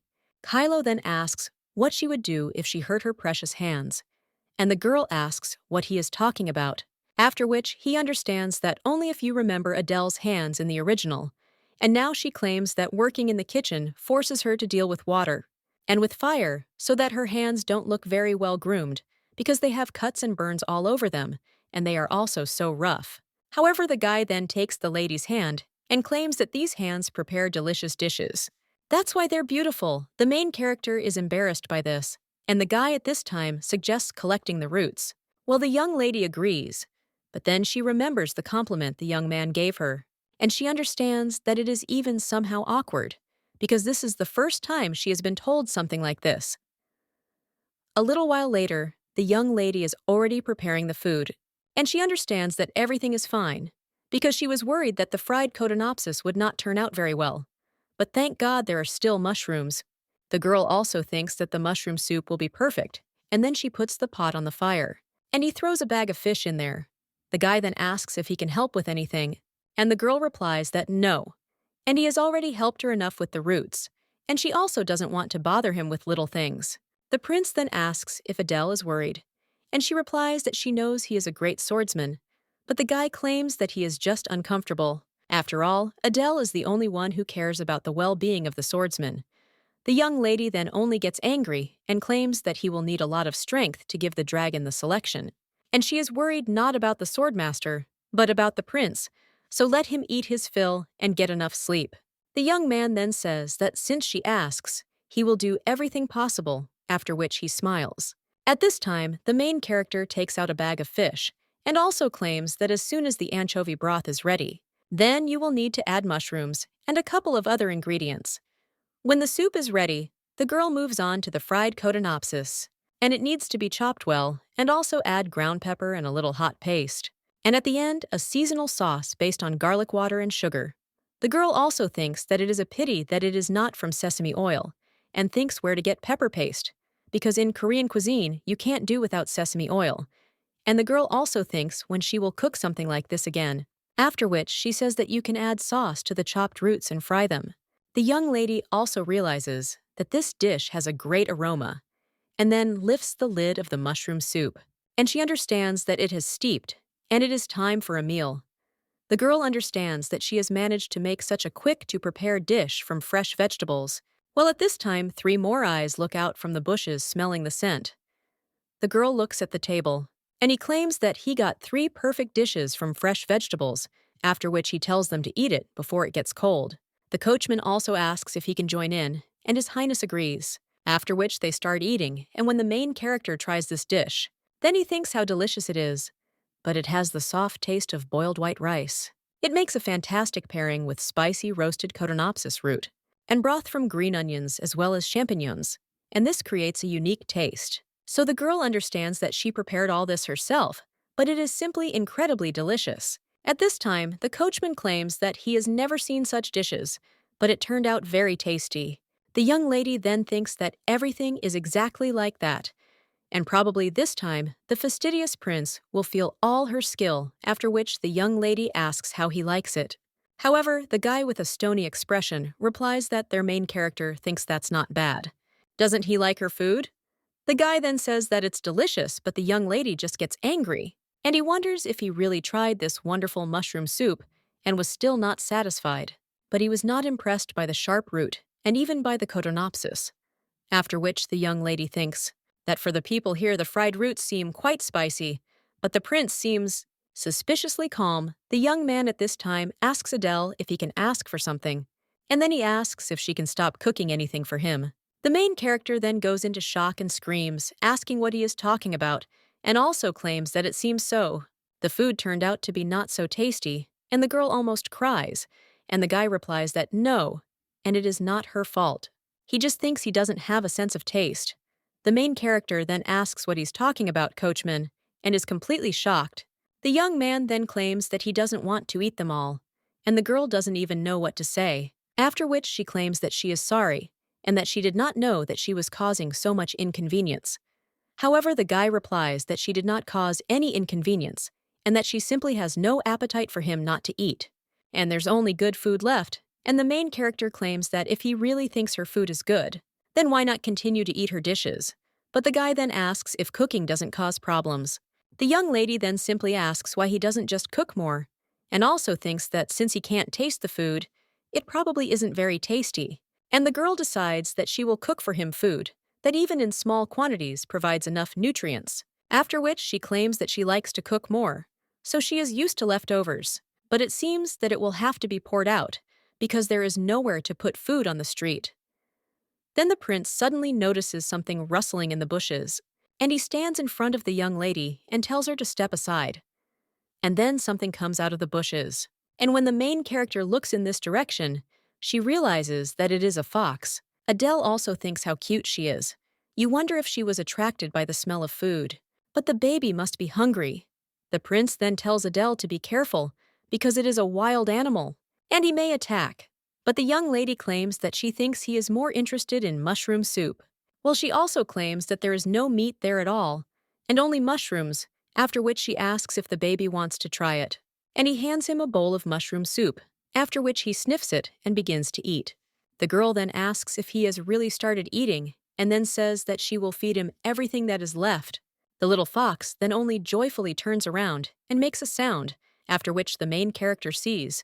As other little foxes appear from the bushes, the girl then says that this fox has a family, after which she sees how they all pounce on the soup and realizes that they are all so hungry. But this is amazing, and the girl wonders if she can really cook for animals. Then she turns to the prince and thinks that foxes are better than people. A little while later, they have already eaten all the soup. And then they leave, and the girl says goodbye to the kids and says that they owe her. After which, one of them makes a sound with a joyful smile and moves on. The prince claims that this is the first time he has seen foxes behave like this, and the girl replies that yes, and it also seems like they wanted to say something. And thanks to them, the pan is empty, so you can relax and wash the dishes. A little while later, they are already heading further, but suddenly the coachman stops the horse, and the prince claims that the dragon is getting stronger every day. The young lady then asks if that is really true, after which he looks out the window and asks what the hell this is. He also wonders if the dragon did this. The girl also claims that he did say that all this destruction was the dragon's fault, and it seems that this is a rather old dragon to possess such incredible power. The young lady also realizes that the earth is dry, as if after a long drought, and it is clear that all living creatures have long since plunged into an eternal sleep in the fire. But this creature is capable of instantly turning any prosperous land into a real hell, and the girl wonders if the dragon is really that strong. The prince at this time claims that Adele has worked hard, so he will go on alone. And the main character in shock asks him what he's talking about, after which the guy replies that the dragon is somewhere nearby, and he will need about 3 days, and let her sit there and wait for him, after which the main character tells him to wait a minute. And this dragon is capable of destroying all living things, even if something happens to him. Well, the guy claims that if you do everything right, then nothing will happen, and asks the girl not to worry, and also to trust and wait for him there. Adele then tells him to promise to be more careful, after which she also claims that she is not going to hand testimony, so let him promise to return safe and sound. The guy then says that she has so many requests, and also agrees and says that he promises. But he also asks Adele to take care of herself, to which the girl agrees, after which the guy gets out of the carriage and claims that everything should be fine. Well, he still tells the coachman that if he doesn't return in 3 days, then he should take this girl and rush to the capital. The man then agrees with the gentleman, and the young lady understands that she will hold on as best she can. And still everything is going according to the plot. And if Kylo had fallen into eternal sleep or had been seriously injured, he wouldn't have become who he is now, so everything will be fine, and the girl hopes for it. At this time, the guy is heading through the destroyed lands and understands that the fire is spreading with monstrous force. And even if it is possible to plunge the dragons into eternal sleep, it will not be so easy to restore the lands. Then the young man also feels a strong flow of wind, and then sees the flame and the dragon itself, after which he growls, and the prince realizes that he has a large body and blue eyes, as well as armor and huge wings. The dragon also has a dazzling silver glow and blue light, creating a frightening atmosphere. And at the sight of this dragon, everyone falls into a stupor. But this is the defender of the empire and the king of dragons. At this time, the dragon turns to the prince and asks the descendant of Oberon whether he has come to immerse him in eternal sleep. But it is surprising that such a little boy came there. The guy then just puts the sword on the ground and asks for forgiveness, and also claims that he was stupid. By allowing himself to attack the king, the young man also understands that this is the protector who has become the symbol of the imperial family. That is the king of dragons, and he stands at the origins of a 1,000-year empire. His red liquid is like a river, and the body is like a mountain range, and everything that happens to the nation depends on it. The guy also understands that he is excited because he is not equal to this dragon, and no matter what he does, he must never be put into eternal sleep because he lives and disappears together with the empire. So says the great legend, and if the king is gone, the empire will lose power and begin to collapse, and eventually all people will come to an end. But if such a dragon is angry and wants to destroy the planet, then nothing can be done. The guy also remembers how the young lady asked him to promise to return safe and sound. But now he still apologizes to Adele in his thoughts and also understands that he might have to break his promise. After which, he turns to the dragon and asks Togo to tell him what he needs and for the entire empire to unite to fulfill his desire. The dragon then claims that he has lived too long and is now bored, so let Oberon's son put him into eternal sleep. The guy then asks in shock what he is talking about, and the dragon replies that he knows that he is capable of finishing him off. And if the guy puts him into eternal sleep, then all his treasures will belong to the prince. With these funds, he will be able to leave the dead lands and found his own empire. After which, the dragon tells the guy to interrupt his dreary life. Kylo realizes that he is familiar with this look. He is cold and reflects despair, and also in advance of the soul, and he has forgotten everything that he once valued, and also began to wait for the day when the villages would completely dry up. The guy remembers his father, after which also the candies which he was very happy about, and also thinks that maybe it's worth telling the dragon that life is not always so joyful. After which, the young man turns to the Dragon King and asks if he would like to try his chef's dishes. After all, this girl's cooking has no equal in the entire empire, and she will cook something that he has never tried before. The dragon then asks if she will cook food, and the guy replies that yes, and he swears on his honor that if the dragon tries her cooking, then the despair will pass. And in his thoughts, he adds that Adele's food intrigues even such a picky eater as he. The variety of tastes and aromas simply cannot leave him indifferent. The dragon then claims that this sounds interesting and asks if this guy knows how many different dishes he has already tried. Among them are delicacies that the guy had never even heard of, and neither had his cook. But the prince then asks if the Dragon King has tried the imperial chicken soup because the broth is rich, but the meat is simply the softest. The dragon then asks how this dish differs from regular chicken soup, and the prince claims that the meat is thoroughly cooked, so it can be easily separated from the bone. Moreover, inside the chicken itself, there is soft rice and chestnuts, and when mixed with the broth, it creates a unique taste.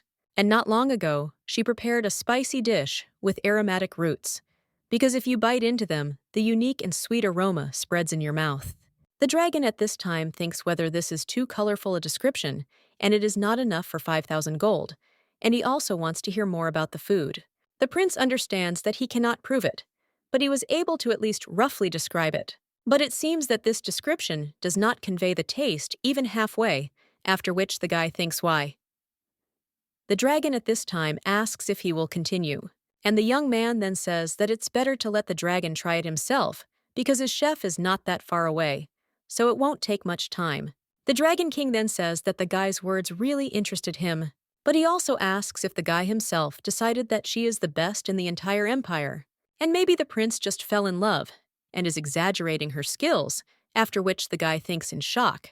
Could he really have fallen in love with this girl and then claims that he didn't fall in love?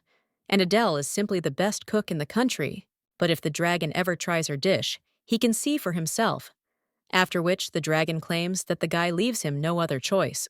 And if he does not want to fight, then he offers to argue, after which he also claims that few people can put him into eternal sleep against his will. And one of those people is Oberon's son. So this is destiny, and he will try this dish, but if he remains unimpressed, then the guy will have to take responsibility and put him into eternal sleep. After which the prince looks resolutely at the dragon. The main character at this time sits near the fire, and she realizes that Kylo has been gone for 2 days, and she hopes that everything is okay. The coachman at this time claims that, in fact, there are only 3 days left, but then the young lady sees the prince and cries out that he has come, after which she also turns to His Highness the Prince and claims that he has returned. She also asks if the guy is hurt, but he only falls to his knees and asks Adele to forgive him. The girl then asks in shock what he is talking about, and he has nothing to apologize for. However, the guy then claims that he told the Dragon King about Adele, and the young lady is a little surprised. And she also thinks, why tell about her? And she is hearing about this dragon for the first time. After which the young lady wonders if this dragon will really eat her, and the girl already imagines how the prince will claim that this cook has been preparing the most delicious dish all his life, so it must be very appetizing. The guy at this time says that everything is not right and the dragon behaves like his father, so he decided that her food can help their main character, realizes that the dragon seems to be very old, but he had enough strength to turn the lands into ruins. And then the young lady claims that it turns out she must cook for the Dragon King, after which the guy claims that this is exactly how he also remembers how the Dragon King claimed that this chef must be the best. And not only in the guy's subjective opinion, but he only claimed that proving that she is the best in the empire will not be easy. The dragon then said that, of course, everything is not so simple, and people love difficulties. And now the main character in shock asks if he really wants to organize a culinary competition. And also, is he really going to choose the best chef? And that is a big responsibility. The prince then apologizes and claims that he tried to convince him, but the Dragon King is very stubborn. And if the girl can prevent the disaster, then she will improve her situation. And he tried to recommend her, but it all ended in a competition. And yet she bravely accompanied him to this dangerous place. But it was all in vain. The young lady understands that this guy really feels sorry. But then she also says that it's great, and her burden is a little surprised, and also asks what she's talking about. The young lady claims that if she wins, she will receive the title of the best chef in the empire, and she will tame the dragons. The girl also claims that she has already won similar competitions, and the guy asks and the young lady then claims that, rather, she was always ready for them, and she is grateful for this opportunity, and also this is the best outcome, so there is no need to apologize. And the young lady also says that she has something important to tell him. The prince is then a little surprised and asks what she wants to tell him, and the girl only thanks him for keeping his promise. The young man then claims that he would not say that he fulfilled her request, but the girl then replies that everything is fine, and the main thing is that he returned safe and sound. Kylo is then a little surprised, after which he completely lowers his gaze, embarrassed, and also suggests to go quickly because the competition will end in 15 days, so we need to speed up. The main character now understands that she understands, and the prince always changes the subject when he is nervous. The girl also says that when she returns to the carriage, but suddenly the ground begins to shake, and the young lady falls off her feet. She also understands that it seems like this has happened before, and the prince then claims that it seems like the dragon is returning the earth to its usual appearance.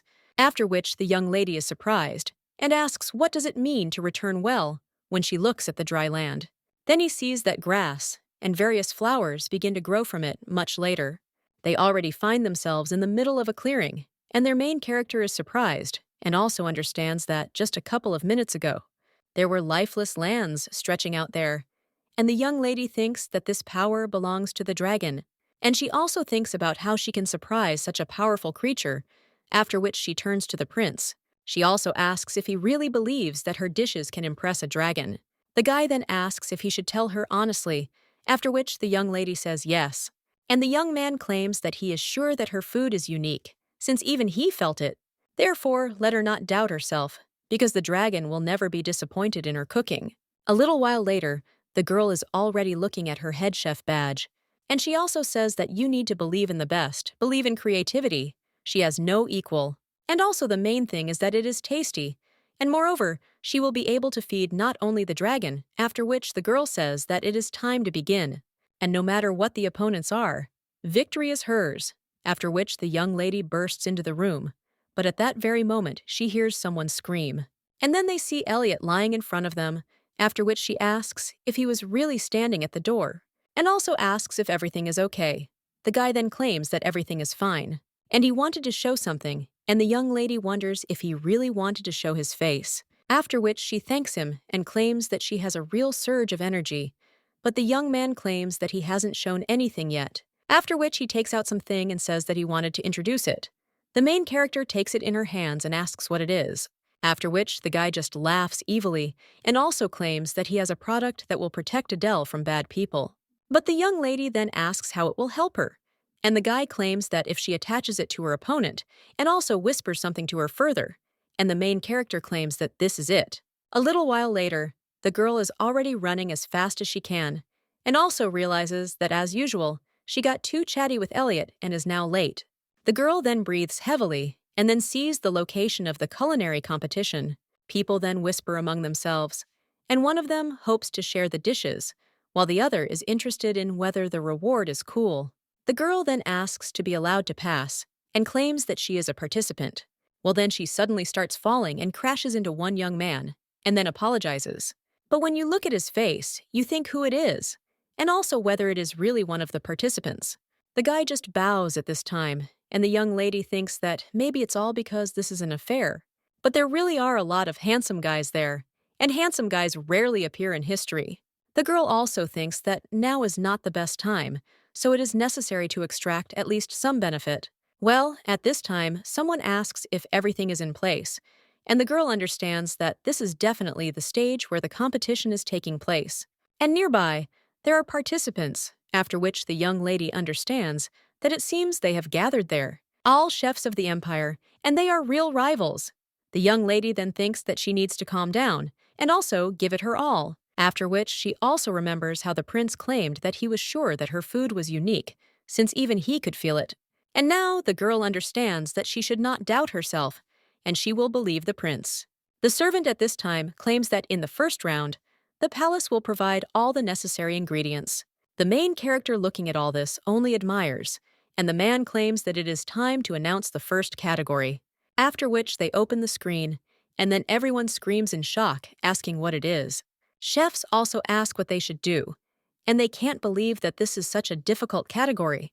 The young lady is also a little surprised, and the guy she bumped into at first just smiles. After which the young lady sees that it says that a unique dish unseen in history is needed, and the main character is shocked to realize that this category suits her perfectly. The man then claims that during the allotted time, they can ask for any ingredients, after which he claims that they can start the competition. The main character then goes inside and thinks how many polished utensils and spices there are. After all, there is enough for the dish, after which the girl is brought pork, spinach, carrots, shiitake, and onions. The young lady then asks if they brought what she asked for, and the man replies that they only bring well-tested ingredients, after which he also claims that he looks at the products and cannot even guess what she is going to cook. But the girl replies that the main thing is that the dish matches the themes, and the man then turns to Miss Adele and also states that they are all waiting for honest assessments from the imperial palace. And also, His Excellency has high expectations, so let her try her best. The main character understands that he is always watching her and what a thorn he is. But then the young lady finally agrees, and also tells them to trust her, after which the girl turns around and starts cooking, and the man realizes that he is relying on his expectations.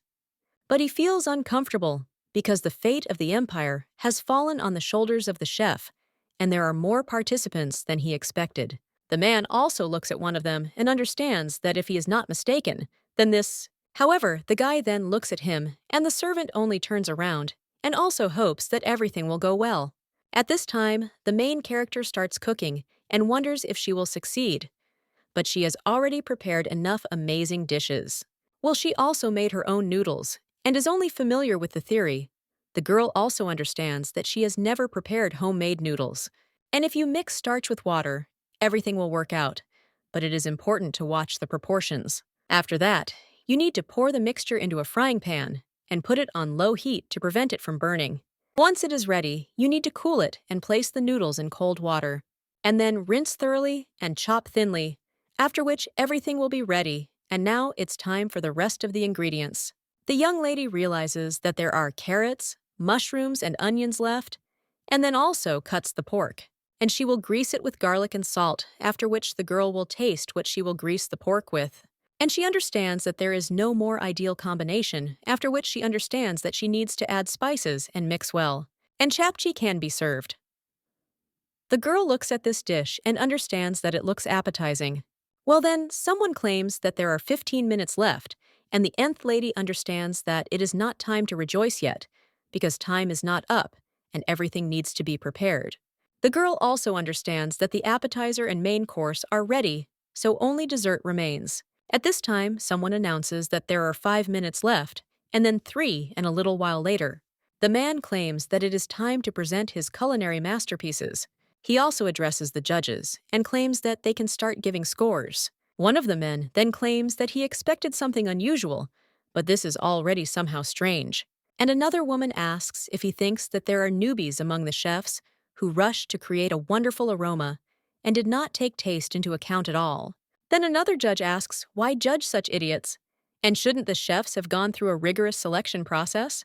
The woman also claims that she heard that some got there on the recommendation of the imperial family and other nobles. But the servant claims that according to the rules, judges are not allowed to know the identities of the participants, and all dishes must be judged solely on taste. The green-haired lady claims that naturally she will judge fairly. She then approaches the bark dish and claims that the creator of this snack must have a stomach of steel. The man states that he gives this dish 0 points, after which they move on to the next ones. Well, he claims that this is a mockery of products, and another judge claims that she has 0. The lady with green hair at this time claims that she had a lot of expectations from this competition, but all the creative dishes are inedible, and the edible ones have no creativity at all. The man claims that he thinks this is all that today's chefs are capable of, and in their times, such half-baked cooks would have been pelted with stones long ago. Another judge at this time is picking up the noodles of the main character. At this time, the man turns to Mrs. Henrietta and asks if she agrees, but the woman is then shocked by the taste. Another judge at this time approaches the noodles, and she claims she has never seen such a dish. Another guy claims it is amazing from noodles, and it shines, after which he asks if it is something like spaghetti. The man then claims that the most important thing is how it will taste, but then someone claims that it is delicious. The woman says that this dish retains a pleasant texture, even when cold, and such a balance of salt and sweetness is indescribable, and she has never tried such noodles, and also this harmonious combination of ingredients simply boggles the mind. The woman then opens the dessert, and her colleague asks if Mrs. Henrietta has appreciated the dish, but the woman claims that no matter what the dish is, such a dessert is not even worth trying. And also, unfortunately, this participant is disqualified. A little while later, someone claims that it seems the results will be announced earlier, and it turns out that many leave the competitions. One of the ladies at this time says that she would like to win, and the main character understands that the cooks took the competition more seriously than she expected, and they probably don't know that it's connected with the dragons. But it seems that she heard that the best chef will receive a special prize once, and not because of this, everyone is on edge. At this time, one of the guys asks if his interlocutor is talking about Ferris Miarno, after which he replies that yes, and it is obvious because he is not so much concerned with winning as with the prize.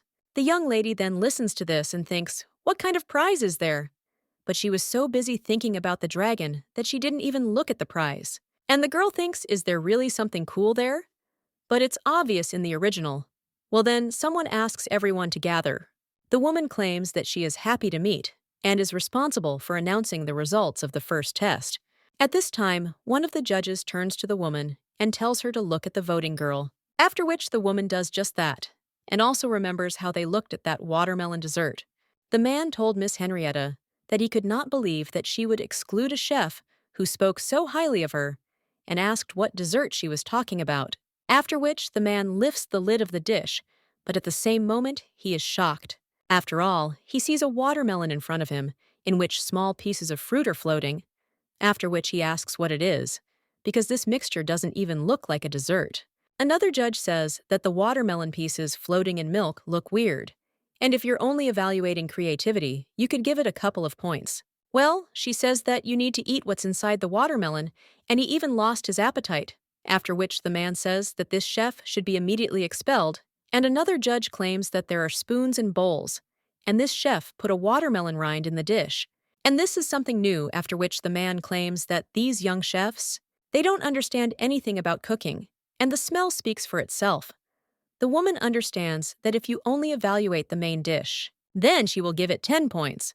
But now she is also wondering what kind of dessert this is. Well, then one of the judges says it's delicious, and it's also the first time he's tried it. And he thought it was just milk with fruit, but the taste was tart like strong champagne. The woman then says that she should also try it, and puts the dessert in her mouth. Then he wonders if this is milk with carbonated water. But the soft taste of milk is mixed with sweetness, and the incomprehensible taste of a refreshing dessert spreads in the mouth. The young man then claims that milk goes perfectly with fruit, and the watermelon is wonderful, and the lady with green hair says that it would be great if the dessert was cooler. Well, she's still ready to give the dessert more points than the main course. Then another judge asks if they are teasing him, and he doesn't believe them, and now he will try it himself and prove that it is disgusting. After which he brings this dessert to his mouth, but then he is shocked and thinks that it is very tasty. The green-haired lady claims that a total of 30 candidates were selected in the first round of the competition, and the announcement of names starts from the end. Then she starts reading out names, and the woman realizes that the dish was prepared by the lady with blue hair. And she looks young, but you shouldn't judge people only by their appearance, because even she is a professional in her field. I misjudge dishes based on appearance, and I have a lot to learn from this young lady. Then someone announces that Adele is in first place, and they ask the first place participant to stand up. After all the award ceremony begins, the other chefs then ask who Adele is, but the other one also wonders if he doesn't know because he is the emperor's chef. The young lady then wonders why they are presenting this award so formally, after which he approaches this woman and thanks her, and she expresses gratitude for the wonderful dishes. Another judge then asks if she can ask a question, and she actually has several.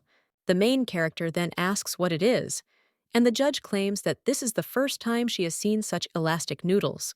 And at first, she thought that the girl used gelatin, but then she realized that in that case, she would not have had such a texture, and she wondered how the young lady did it. After which she also asks how she made the milk and soda she presented for dessert. The other judge then turns to Ms. Henrietta, a little worried. But she just asks what's wrong with asking the question, because if not now, then when? And the guy claims that it's still an awards ceremony. The main character at this time is just wondering if this is Henrietta, and she is not so familiar with the world of cooking, but she knows this name, and this woman has golden hands. She owns the largest restaurant in the empire, and is very strict about hiring staff, making her the boss of its culinary world, which many are trying to break into. A striking example is the business of selling dalgona, and the girl cannot believe that such a person is interested in her cooking. After which, the young lady realizes that this is her chance, and turns to Henrietta, and also states that she is very pleased that she appreciated her dish, and to ask if she would like to talk privately later. The woman claims that personal meetings are not allowed at competitions, so they can chat after the context, and the main character claims that she can't wait, and also understands that she needs to make connections in order to open her own shop later. At this time, another judge says that according to the scores given, Chef Adele demonstrated excellent skills, wins the first place award, and it's a flat knife. The young lady realizes she doesn't know what it is, but it sounds cool. After which, the young lady looks at it and thinks, what is this? Because this knife looks like an ordinary one. After which, she half-heartedly thanks them, but the judge tells the girl not to be modest, because she deserves this prize, and she has wonderful food, and she also perfectly maintains proportions, which is now a rarity in the world of cooking. After this, the participants leave the hall, and the judges announce that in the second round, the participants who passed will receive instructions personally and that they worked hard.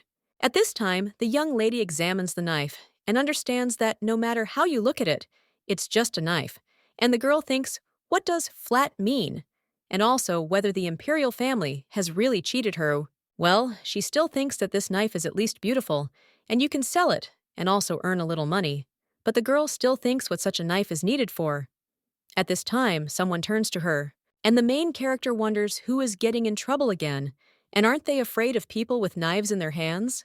But then the girl is a little surprised, because she sees in front of her the same handsome man she ran into, and then she thinks why he suddenly started talking to her. The blonde is just getting closer to her at this time, and also turns to the young lady, but then only asks how she got first place, and the main character is shocked. After which she even asks if he is really saying that she stole his place. And she also imagines how she will ask him if it really belongs only to him. Well, the girl still understands that now is not the best time, and he is so handsome that she will not get angry. And the nth lady claims that maybe she really is a good cook, but he only asks what she is talking about. And no matter how well she cooks, no one can beat him. And it must be some kind of setup.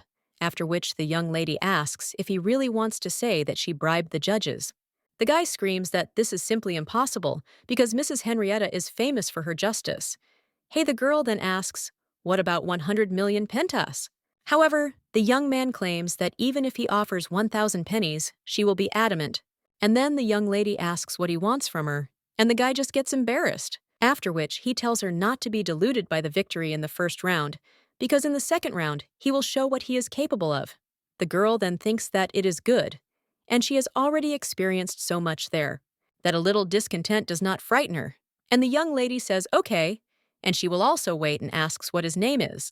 The guy then claims that he is Ferris Miarno, and the main character, wonder if this is the Ferris everyone is talking about. And the young lady asks if he wasn't the one who took second place. But this place is also a good achievement, and sometimes the place number means nothing. The young man then asks how it means nothing, because she now has a flat knife. And this is my great-grandfather's knife because he called it flat, because no one used a flat knife, for the preparation of the signature dishes of the plains. The young lady then says that it is clear, and it turns out that this knife is not so simple. And the guy claims that this knife was given by decision of the family, and he could not have imagined that it would actually become the prize for first place. The young lady then hands him the knife and claims that he can take it, after which the guy is surprised. And the main character claims that he is part of the family and also helped her, so let him consider it gratitude. Well, the guy then claims that she won by honest work, and the young lady asks, didn't he say that it was a misunderstanding and that he is so strange? The young man is only embarrassed by this, and also claims that he simply did not think that someone would be able to defeat him and take first place. As for the knife, his grandfather loved to meet new chefs, so let it stay with hers. The guy also screams that this is not the final victory yet, so she will see. And then he runs away in confusion and screams that he has said everything. The young lady then understands that all the handsome guys there are strange. And a little while later, someone claims that the category of the next round remains unchanged, and this is a unique dish unprecedented in history. But this time, there are conditions, and you can only use the ingredients you find. And also, this time, it is forbidden to bring your own ingredients. Then, everyone asks if it is really necessary to find ingredients, and all where in the imperial palace to look at alls. The woman insists that they will understand everything when they look around, and one of the men says to open the door. The cook then asks what this is, and this can't be, and Ferris asks how this is possible. And is it really true that the competition will be held outdoors? After which other chefs will ask if this is really paradise? And also, how is this possible? And one of the judges claims that as they see there, you can find a lot of ingredients there. And of course, it will not be possible to find all the ingredients, but a good cook will be able to come up with a wonderful dish in any conditions. And considering the need to collect the ingredients, the total preparation time is 3 hours, and this will be enough time to prepare the dish. After which the judge shouts that he wishes them good luck, and all the chefs can begin. Then one of them claims that he has no ideas at all, and everyone rushes off to buy groceries. At this time, the main character looks at her workplace and realizes that this time there are also a lot of seasonings there, but there is not even any sauce. But there is salsa, a. Little while later, the girl is already heading into the forest and wondering where the sky in the building came from. And he also thinks that they really created such a magical place in the room, and it is obvious that it is all him. And she keeps forgetting that Elliot is a genius. At this point, one of the cooks claims that he heard there was a meat warehouse there, but the other one replies that he doesn't think they'll find anything decent there, and he thinks that the judge didn't just say that they wouldn't be able to find all the necessary ingredients for nothing. After which, one of them asks where to find a cow, a pig, or a chicken, and the main character wonders if they are really talking about entrails, after which she approaches the river. And she catches different seafood there and also thinks that it's great that she went to the beach as a child. And the girl has a lot of caricature exaggerations, and the young lady then understands that this should be enough, after which she goes to her place, but when she sees her neighbor, she understands. That is the same handsome man, and she of course also feels uncomfortable standing next to someone who considers her an enemy, while everyone must try their best, after which the young lady tries to tear the squid from her bag. The guy at this time watches his soup, after which everything goes somewhere. The young lady wonders if some new ingredients have come to his mind. Well, she does think about it, that it is dangerous to leave a bubbling pot unattended. Then the young lady also sees someone approaching the pot, and sees that this guy is doing something there. The young lady then watches this in shock, and then wonders what he is doing. But the guy runs away at that very moment, and the main character screams for him to wait. But at that very moment, the knight sees him. When the young man returns to his saucepan, he says that this guy spilled all the pepper, and the dish can't be saved. One of the judges then asks why he did that. And another boss claims that it's their own fault, because they shouldn't give such difficult tasks. But at that very moment, the woman grabs him by the collar and tells the guy to tell everything. After which, the guy claims that he thinks that now he definitely won't pass the competition and screams that he didn't want to knock out one, so he decided to drag along the famous chef from the Mayarno family. The main character then wonders if this guy really decided to ruin someone else's dish, and the woman at this time removes the bandage from his neck and claims that she cannot believe that a person in this kitchen allowed himself to do such a thing, and he does not deserve to be a chef. She also claims that in the future, he won't even be allowed near a vegetable peeler and screams at him to get out of there. After which, this guy is taken out, and one of the judges says that she is very sorry, but the rules are very strict. And anything can happen during cooking, but fortunately, there is still time, after which the guy answers yes. And then he goes to his place and also cleans the tools. The main character then asks if he needs ingredients, because she thinks she can borrow some vegetables. The guy then claims that she doesn't have any avocados, but the girl says that there is no need to be rude, because you need to be able to work together. But the guy claims that he wants to at least not be in debt right now. But the young lady claims that she is not going to ask him anything, which makes the guy surprised. And the girl then claims that she simply thinks that it would be unfair to lose. And he devotes himself entirely to cooking. After which the guy looks away and says, okay. He also needs some garlic and some green onions. The main character hands him a bowl of vegetables, and she tells him to take what he needs, and also asks if he needs anything else, to which the guy replies that if anything, he will say. The main character then goes to her place and says that it's good, and the guy then gets a little excited. He thanks her. The young lady then thinks, what is he doing, and does he really have to show the sincerity of his intentions when necessary? And with a smile on her face, she says that it is not a problem. A little while later, she realizes that she is finished with the preparations, and only the secret ingredient remains. But when the girl is about to leave somewhere, she realizes that Firis's kitchen is destroyed. And although this guy has already been punished, she is overcome with doubts, and you can never predict a person's plans. The girl then also takes something out of her bag and remembers how the alchemist told her that if someone tries to harm her, then the girl should attach this to the person's back. And if it works, then she will be able to track the location of this person, after which the young lady asked if this little thing really has so many functions. The alchemist claimed that once this thing is attached to the back, it becomes transparent, so that no one will notice. The young lady then thinks that if Elliot lived in the modern world, he would become the king of patents. She also understands that if you place it like this, the sticker will stick to itself, and she understands that it is, of course, better not to resort to this. But because of what happened, it is necessary to improve security, after which the girl goes for groceries. And then one of the cooks comes to her place. But at the same moment, someone behind her makes a sound, which makes him scared, and immediately runs away, and the knight just silently watches her. At this time, someone turns to the prince, and he asks what the matter is. But one of the servants claims that the guest said that he did not like the design of the comb and ivory. He also threw it out of the window, and another servant claims that he broke the vase, saying that he didn't like the appearance of the rose, and he thinks that he will have to change the room and also clean up and nothing can be done. The prince then asks if it is happening again, and also tells them to try to be as friendly as possible. To which the servants agree, and the guy thinks how picky the dragon is. And he wonders if he is doing this on purpose, so that he will be forced to fulfill his promise. But if Adele wins, well, the guy hears someone say that he's giving 100,000 points to Adele, and another one says that he's putting 500,000 points on Ferris. At this time, the prince is thinking about what they are talking about, and one of the guys asks him if he thinks this is real chicken soup. But banquets and competitions are a special matter, so one of them asks what else to expect from an exiled girl. Kylo realizes that he cannot believe that she is betting on hers. This is precisely why noble persons should be barred from entering the imperial palace. Then one of the guys asks the count who he would bet on, and he claims that he would bet 10 million pennies on Afreld. His Highness then wonders if this is too much, and one of the guys asks if the guy is serious and is really ready to spend so much money for a joke.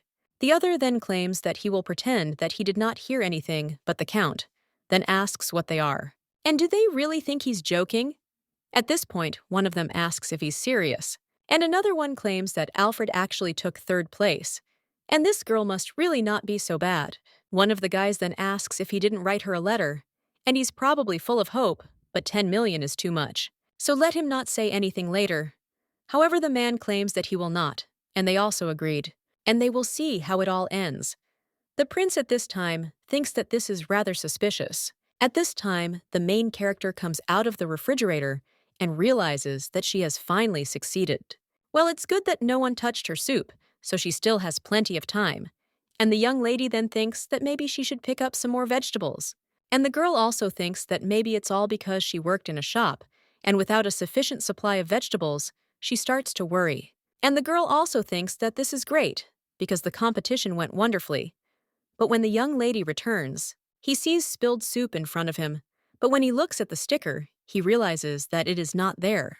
And the girl wonders if someone did this on purpose, but she still wonders how it happened. And also, did no one notice? At this time, a blonde man passes after the young lady, and when he sees that her soup is on the floor, he asks how this happened, and who came up with this idea since this idiot was taken away. The main character understands that Firuz is surprised, and it seems that it is not him, but she does not want to think about it. But the girl claims that she thinks that evil intentions were not only with that guy, after which the young man claims that he will bring her to the judges, but the girl replies that this will not help.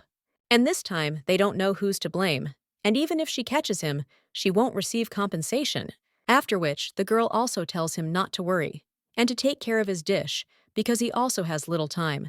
The blonde then worries about Adele, but she insists that everything is fine, and she will not give in. So the girl pretended to remain calm, but at least she said so. However, now the young lady understands that she is finished, and she is so worried that she cannot even catch a shrimp, and she also doesn't know whose doing this is, but she will track him down and finish him off. At that very moment, someone jumps into the water, and a stream of water immediately pours down on the young lady. The main character then wonders what it is, after which he sees a fox there and also thinks what it is, but then she doesn't understand that this is the same fox that she fed soup to.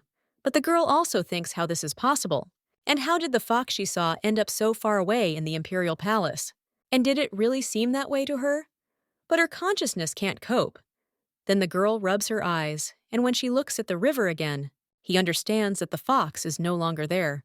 But a little while later, she jumps out from under the water and takes out a shrimp, the main character, then asks if she will really give this shrimp to her, after which the fox puts the shrimp down and seems to smile. A little while later, she already approaches the shore and sniffs something there, after which she tears up the earth.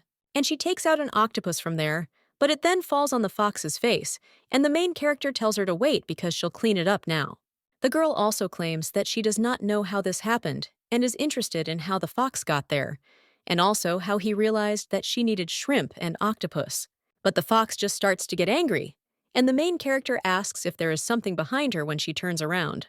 Then she sees someone jumping out at her, after which the girl is a little surprised, and also asks if this is really it, Ferris.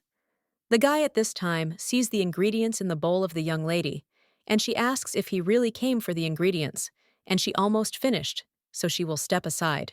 The young lady also realizes that this guy is dripping water and wonders if he was really fishing, and the main character at this time leaves and turns to the latter, and also thanks him for his help, and claims that after the competition, she will prepare a bunch of goodies for him.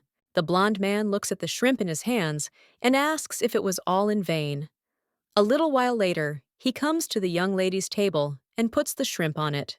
The main character then asks why she needs it, and the guy claims that these are the remains of ingredients. And the young lady asks if he also cooks dishes with shrimp. But when the girl looks behind his back, she realizes that the guy is cooking barbecue, and she doesn't even understand where he got such a huge leg of chicken because she's never even seen one like it. At this time, the young man asks if she doesn't like something, and the girl replies that she doesn't, after which she thanks him and also claims that the more ingredients, the richer the taste. The guy then sighs and says that there isn't that much there, and he just doesn't like any kind of awkward situations.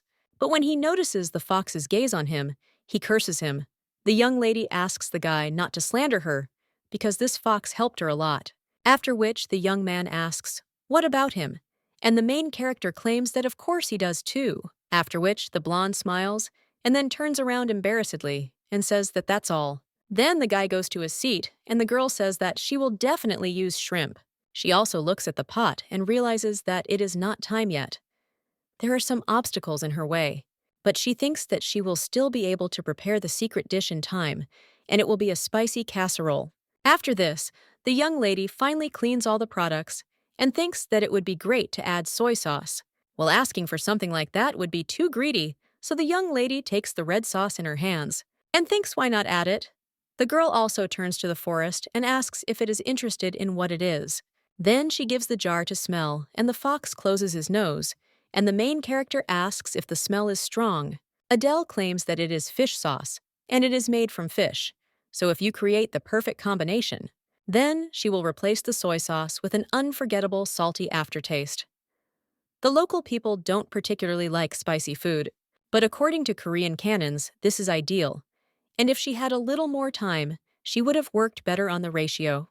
But now one of the judges says that there are 10 minutes left, and the girl understands that there is no time to think. After which, he pours this red liquid onto the soup and understands that all that remains is to hope that everything will work out. A little while later, the judges are already evaluating the dish, and one of them claims that the quality has improved greatly since the last round. And he also thinks that now at least it is possible to appreciate.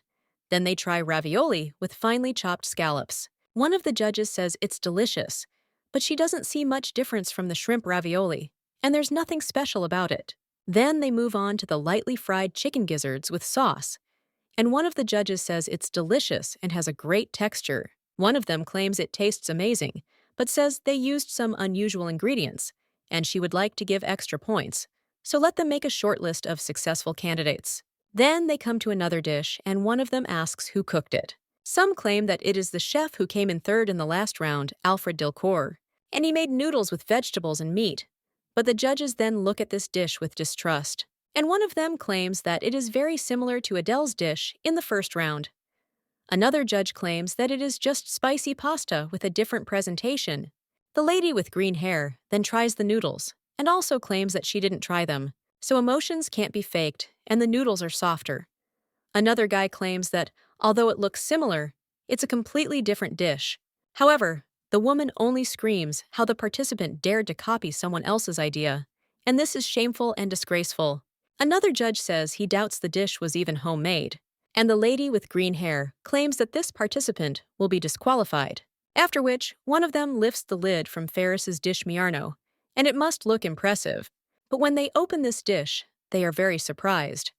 One of the judges asks if this is really a ham, And another guy wonders where the participant got so much meat from. And isn't it possible to be disqualified for ingredients taken from a meat warehouse? Well, the young man then suggests cutting it up, and maybe there are several pieces of meat there. When a guy runs a knife over a ham, he thinks it's so soft and it's like it's cutting air. And when they cut the ham, the woman claims that this can't be, and the guy asks how this participant came up with this. A little while later, they are already approaching another dish, and he claims that Adele's dish is left. The man claims he liked Ferris's dish and doesn't think there's any point in watching the rest. But the lady with the green hair claims they're gay. I wonder what Adele cooked. After which, the main character claims that she opens it, and the judges see this dish. One of them asks what it is, and the guy claims that everything is red, and that is quite strange. The young man also sniffs this dish and asks if this is really a soup with ground pepper. Well, at that very moment, he covers his nose and screams. The other judges ask what's going on, and the guy says it's very spicy and doesn't think he can try it. Then the man also scoops up some of the dish, and he asks if it is really poison. But honestly, if the girl had not taken first place in the last round, he would have disqualified her immediately. Well, then the woman claims that this girl cooked the best dish, so you can at least try it, and then she tells the man to eat it. Well, he just asks if she really wants him to end his life there. A little while later, the cooks are already waiting for the results. The main character approaches one of the guards, and he asks if she can't find her fox, after which she claims that the entrance was immediately closed, so she decided that he was somewhere inside. The guy claims that he is sure that this leaf just ran away somewhere, but if they notice it, he will definitely let the lady know. The girl then thanks him. And she also understands that it's generally strange that there's a forest running around there, but he's a smart kid, so he must have gone about his business, although she's still a little worried. At this time, the judges come out and say that everyone did a great job, and the dishes were up to par, so it wasn't that easy to make a decision. Then the woman looks at the lady with blue hair, but he turns around and says he can't keep them waiting. Adele wonders why this woman won't look her in the eye. And usually, if you catch someone's eye, you have to smile sweetly. Well, the young lady is wondering if it's all over and she's lost. At this point, the judge announces that it is time to announce the winner. And first place goes to Ferris Miarno, which surprises the young man. The main character understands that she always won before. She was also the queen of awards, but in this world, all her achievements mean nothing. And the girl understands that she simply had little time, and if her saucepan had not been turned over. Although Ferris also faced this and still took first place, so the museum has no excuse, and she lost. The girl also understands that Ferris immediately declared his desire to win, and he must be in seventh heaven now. Well, when the young lady looks at the guy, then he thinks why he is so downcast. At this time, the young man feels the athlete's gaze on him and looks at her in response, which makes her a little scared. And the guy is just embarrassed. At this point, the judge also claims that he and another person shared first place all the chefs. Then ask in shock what she is talking about and what kind of nonsense is this, since they promised to choose only one winner. However, the woman tells everyone to shut up. After all, the judges came to this decision, after a long discussion, and Ferris's huge ham. Miarno immediately attracted the attention of critics. However, as all participants know nothing else was presented except the insides. Everyone became curious about where the guy got such a piece of meat, and they looked inside. And then they saw that there was a watermelon there. Everyone then asked if it was really a watermelon ham, and how the guy came up with that. At first glance, it seems that the cut is juicy steak, and this dish was cooked perfectly, and in terms of originality, it has no equal. When the woman tried the dish, she realized that the texture was pleasant, but it was too liquid, and unfortunately, nothing could be done about it. It was delicious, and the ingredients were chosen perfectly because the hot and salty spices go well with the sweet watermelon. The lady with green hair claimed that history had never seen such a dish before, and that it was amazing. The other cabinets also whispered among themselves, and one of them claimed that it was as expected from Miarno. The other then wondered how the guy even figured it out. And the woman at this time says that Adele, too. Her dish was very spicy. The main character at this time thinks that this woman never started looking her in the eyes. The judges recalled them saying the dish was too spicy and asking for water. The man claimed he had never had his hair stand on end from food, and the woman claims that they have never tried anything like this, and it seems that their spicy dishes do not match at all. She also understood that in any case, the dishes are really too spicy. So much so that it is difficult to discern the true taste of the ingredients. But the more you get used to Austrian food, the better the dishes taste. And over time, interesting notes begin to unfold. Appetizing shrimp and fresh octopus, as well as a piquant, but at the same time, mild taste. The woman understands that the girl used offal, and in the best restaurants, such a dish would not be served often because the price is low and the lover of delicious. And usually people eat stewed meat with entrails, and the woman wonders if this girl was inspired by this. But their dish gives off a strong aroma of offal. And it's hard to mix with other ingredients, but the sauce holds it all together. The other judges were eating at the time and said that the more you eat, the more interesting the taste. The guy claimed that he couldn't stop and that the dish, although spicy, was addictive. The woman then thought that it was terrible and it would be great if the dish was a little less spicy. Now, the judge claims that Ferris Miarno, the idea and taste are great, but the kitty from the tour let some of the ingredients down. And Adele has originality and a combination of ingredients at a high level, but the lack of clear proportions was disappointing, but it did not spoil the dish. And the woman claims that if anyone has any objections, they can raise their hand, and she asks if anyone considers themselves better than these two. But the cooks just remain silent, after which the lady with green hair smiles, and also claims that then they can continue, and everyone knows that the competition is held in 2 rounds, but there is still something left because they are waiting for the final assessment, and in the end, only one winner will be chosen, after which the woman wishes Farousa good luck. Miarno and Adele. The final will take place tomorrow at 11 a.m., and the venue for this event is the Hall of the Imperial Palace, specially designated for the competition. The main character understands that the last judge will determine the winner, and it seems that the results will be announced on the same day, but it must be the dragon, and the final score will depend on him. A little while later, the young man with blonde hair already greets Adele. Hey, the girl greets him in response. Well, she thinks why he is so happy to see her, because considering his words, that he will still show. And this is not the end.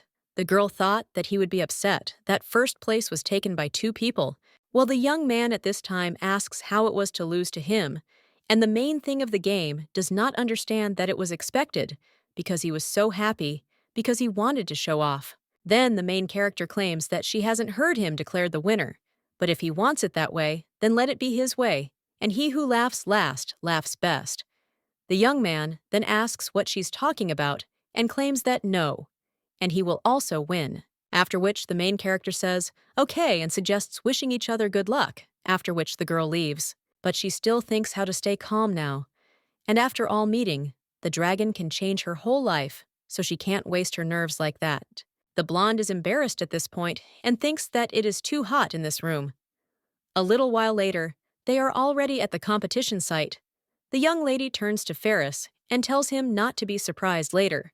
The guy then asks what she is talking about, and the young lady suggests not to get hung up on grades and just give it her all to cook wonderful dishes. The guy then asks what she is doing, and the host claims that it is time to announce information about the final.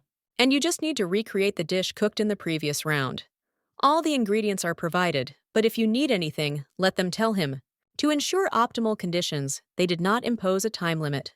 The guy then smiles and claims that they have endless time and a ton of ingredients. But the main character claims that he will not get extra points for a large portion. And why is he so happy? But the young man claims that yes, he can cook several dishes and then choose the best one. And when cooking meat, you need to pay a lot of attention to controlling the fire. Therefore, the conditions are only to his advantage. The girl then claims that making the judge wait is not a good idea and asks if he thinks so. And the young lady also understands that, especially when it is a narcissistic dragon. A little while later, they are already looking at the ingredients, and when the girl takes the shrimp out of the aquarium, she is surprised. And she understands that these shrimps are much better quality than those that she caught herself. And in the last round, she did not even have enough time to choose the ingredients. And she also has a feeling that she is preparing a banquet in honor of the founding of a nation. Ferris fries a watermelon in a frying pan, and the main character understands that this guy is certainly unusual, and she is from another world. But not everyone would guess to so boldly break the usual idea of Nuo 200 200 dishes. The judges didn't say who won first place, but judging by their reaction, it would have been better to announce that she won second place. Hey girl, she thinks it's all about the wit. She also realizes that time was running out, so she couldn't come up with anything better. And this time, she has plenty of time to adjust the amount of seasoning. A little while later, someone asks if the participants have finished, and the main character puts her dish on the table and also says yes, after which she opens the lid and shows his updated dish. Ferris does the same and says that, of course, he is ready. Then the host says that it is excellent and asks to wait. The main character also thinks where these people are being driven and understands that if you think about it, the dragon is the size of this hall, and the girl does not understand whether he will be able to taste the food at all, because for him, everything is like a dollhouse. At this moment, the door opens and the wind blows into the chefs. Ferris asks if the young lady is okay, and the main character does not understand what is happening. After which, a guy with white hair enters the room, and the main character thinks what a handsome man he is. The dragon at this time approaches them, and also claims that everything is not as he was told, and also wonders if he should not try the dishes of one of the best chefs. And he waited so long and they couldn't even choose one winner. Adele understands that, even though the dragon is in human form, he still seems like the greatest creature, and she has such a frightening feeling now. Looking at the dragon's hands, she understands that it is definitely him. The dragon is just asking to rate the dish or to burn it all to ashes.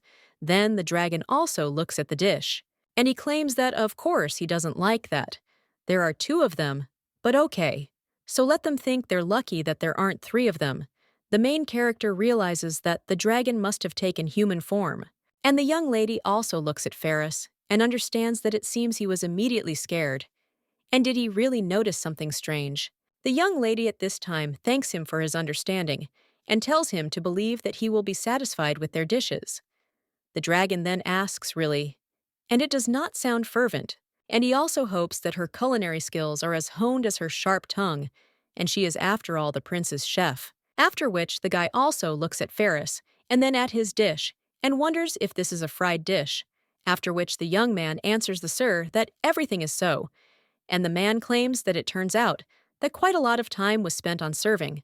The dragon also wonders what it is made of, but Ferris says that he should try it, and then he will understand, after which the man cuts the dish and is surprised.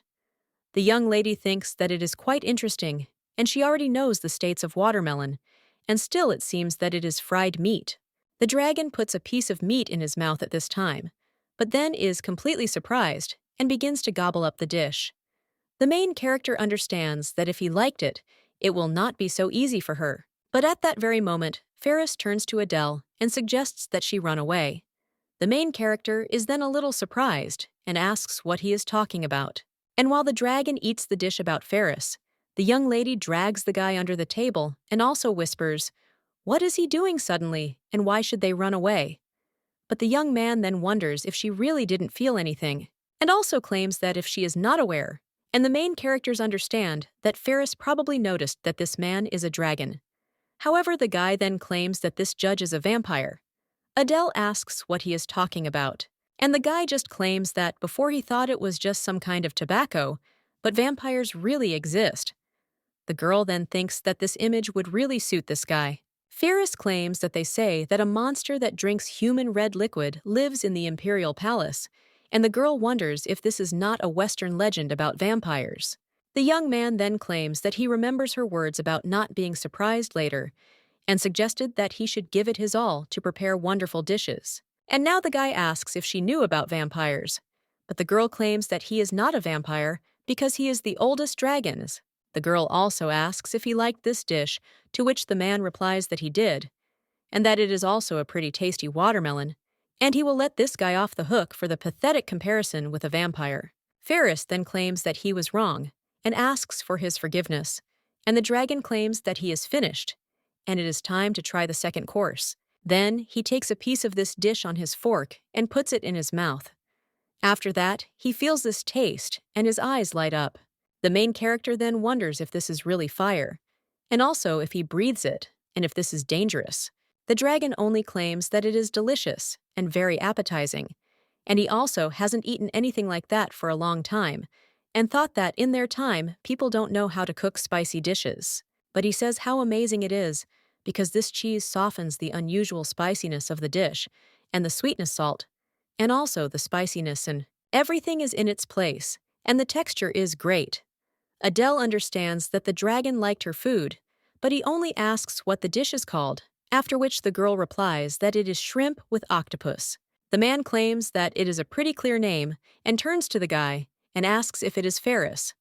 He also tells the guy not to be upset, but he liked Adele's dish much more. After which the young man claims that he understood, and the main character understands that she is all red, and she did not even think that the dragon would determine the winner so easily. The man at this time claims that he will have to come up with a reward, and turns to Adele's boss. Then the girl is engulfed in flames, and Ferris excitedly claims that Adele is all on fire, but the girl claims that everything is fine, and she is not hot at all. The dragon at this time claims that talented people should be rewarded with their abilities, according to their merits, and now she will not be afraid of fire, and all his descendants will honor her. The man also claims that it seems the young lady has already met his family, and the main character asks and he claims that soon she will understand everything herself. And then the same fox who helped the young lady appears in the air. The girl then hugs him, and the dragon claims that he is only 900 years old, but he is quite skilled, and the main character is shocked, wondering if he is really that old. The dragon claims that he is a smart child who understands everything perfectly, and usually there are no problems in communication with him. And to be more precise, it is the spirit of fire, and he will also continue to follow him. The main character claims that he helped her all this time, and she immediately realized that this is not quite an ordinary fox. And the young lady asks if it turns out that he has abilities, and also asks what his name is, to which the dragon replies that he has no name, because in the family he is the only fire spirit with star radiance, and everyone recognized him, even without a name. Then the main character asks if she can give the latter a name, and the dragon says that this is strange, let her do whatever she wants. Ferris stands in a stupor at this time, and does not know what is happening there, so he can only stand silently. The main character realizes that she knows a suitable name for the star forest, and then claims that his name will be Mars, and also asks what his name is after, which the fox just smiles. A little while later, the girl is already holding the award in her hands, and the prince congratulates her on her victory, and claims that it is truly amazing, after which the main character thanks him. Well, the guy claims that he's sorry to announce that she won't be getting the title. The young lady then asks why, and the guy replies that she's now becoming the dragon's chef. The young lady wonders if she will not be given any title, and it turns out that the status of a commoner cannot be avoided, after which the girl thinks that this is a meaningless person, and she thought that she would receive a title after the competition, and she wonders why everything has changed so much. The guy replies that he is sorry to report this, but regarding this matter, Count Seaton.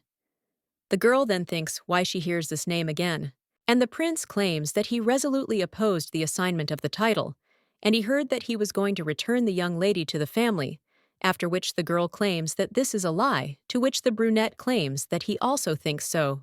A little while ago, he appealed to His Majesty, and he only stated that if Adele was granted the title, then her father would no longer be able to take his daughter back, even if he could. Tony would simply take away such an opportunity. The prince then tried to object once more, but the emperor told the boy to listen, and he was also a father, so let the young man understand that he could not do this.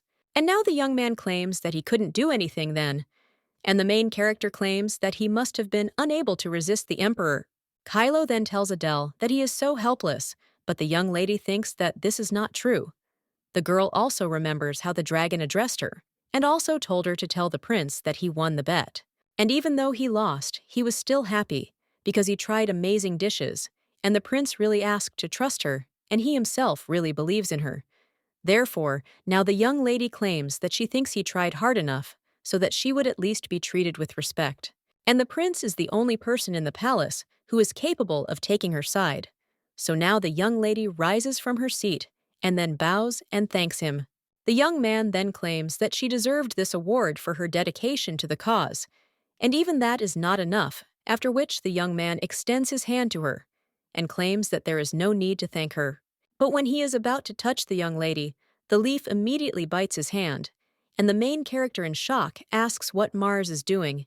The young lady immediately takes the fox away from His Highness and asks if he is hurt, too, which he replies that everything is fine, and it is just a couple of scratches. The girl then realizes that she thought this latter was cute, and also tells him that people should not be bitten, and if it happens again, they will have to say goodbye. The prince then wonders if this is the same fox, and the girl replies that let her know that he is the spirit of fire.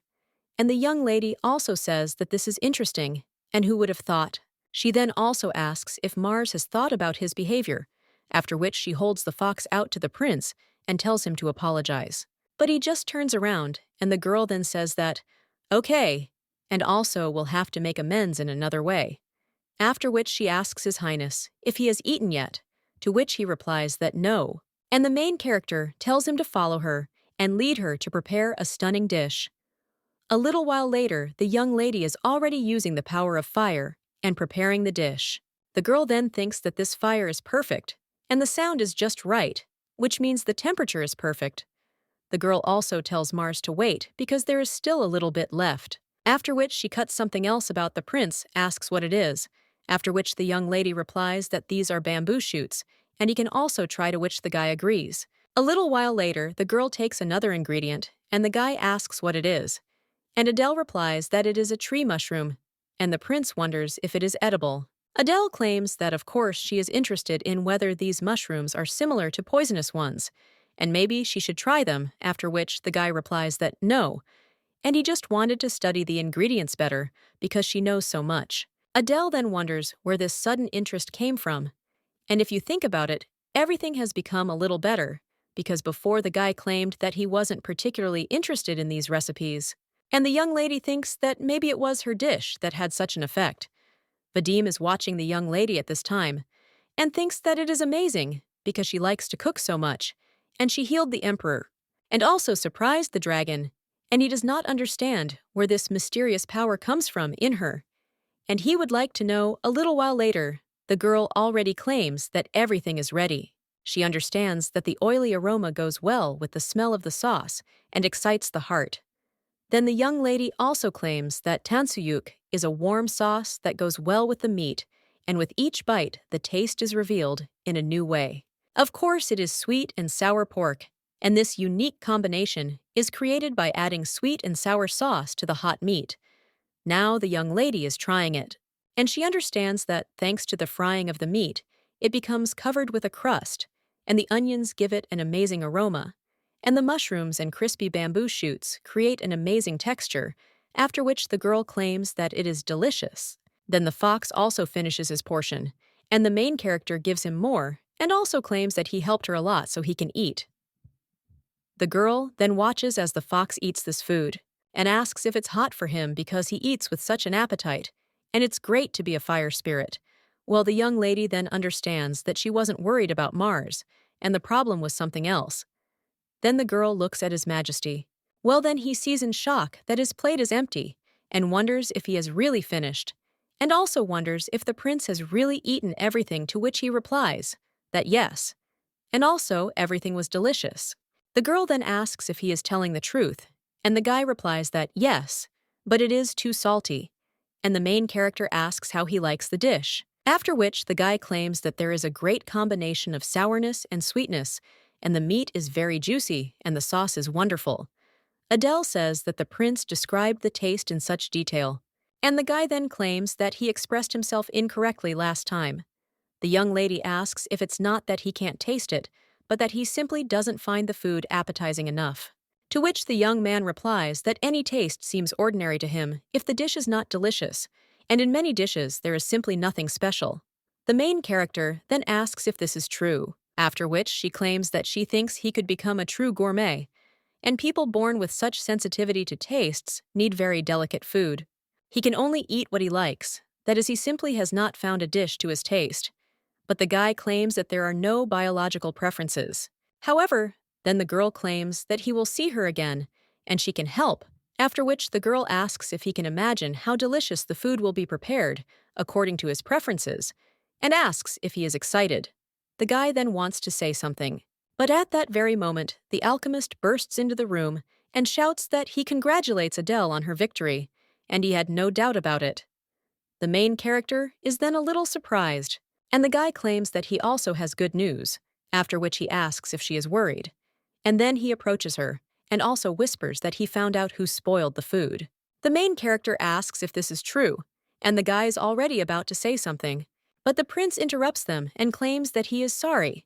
He then takes the alchemist's hands from the young lady and stands between them and claims that he wants to know too.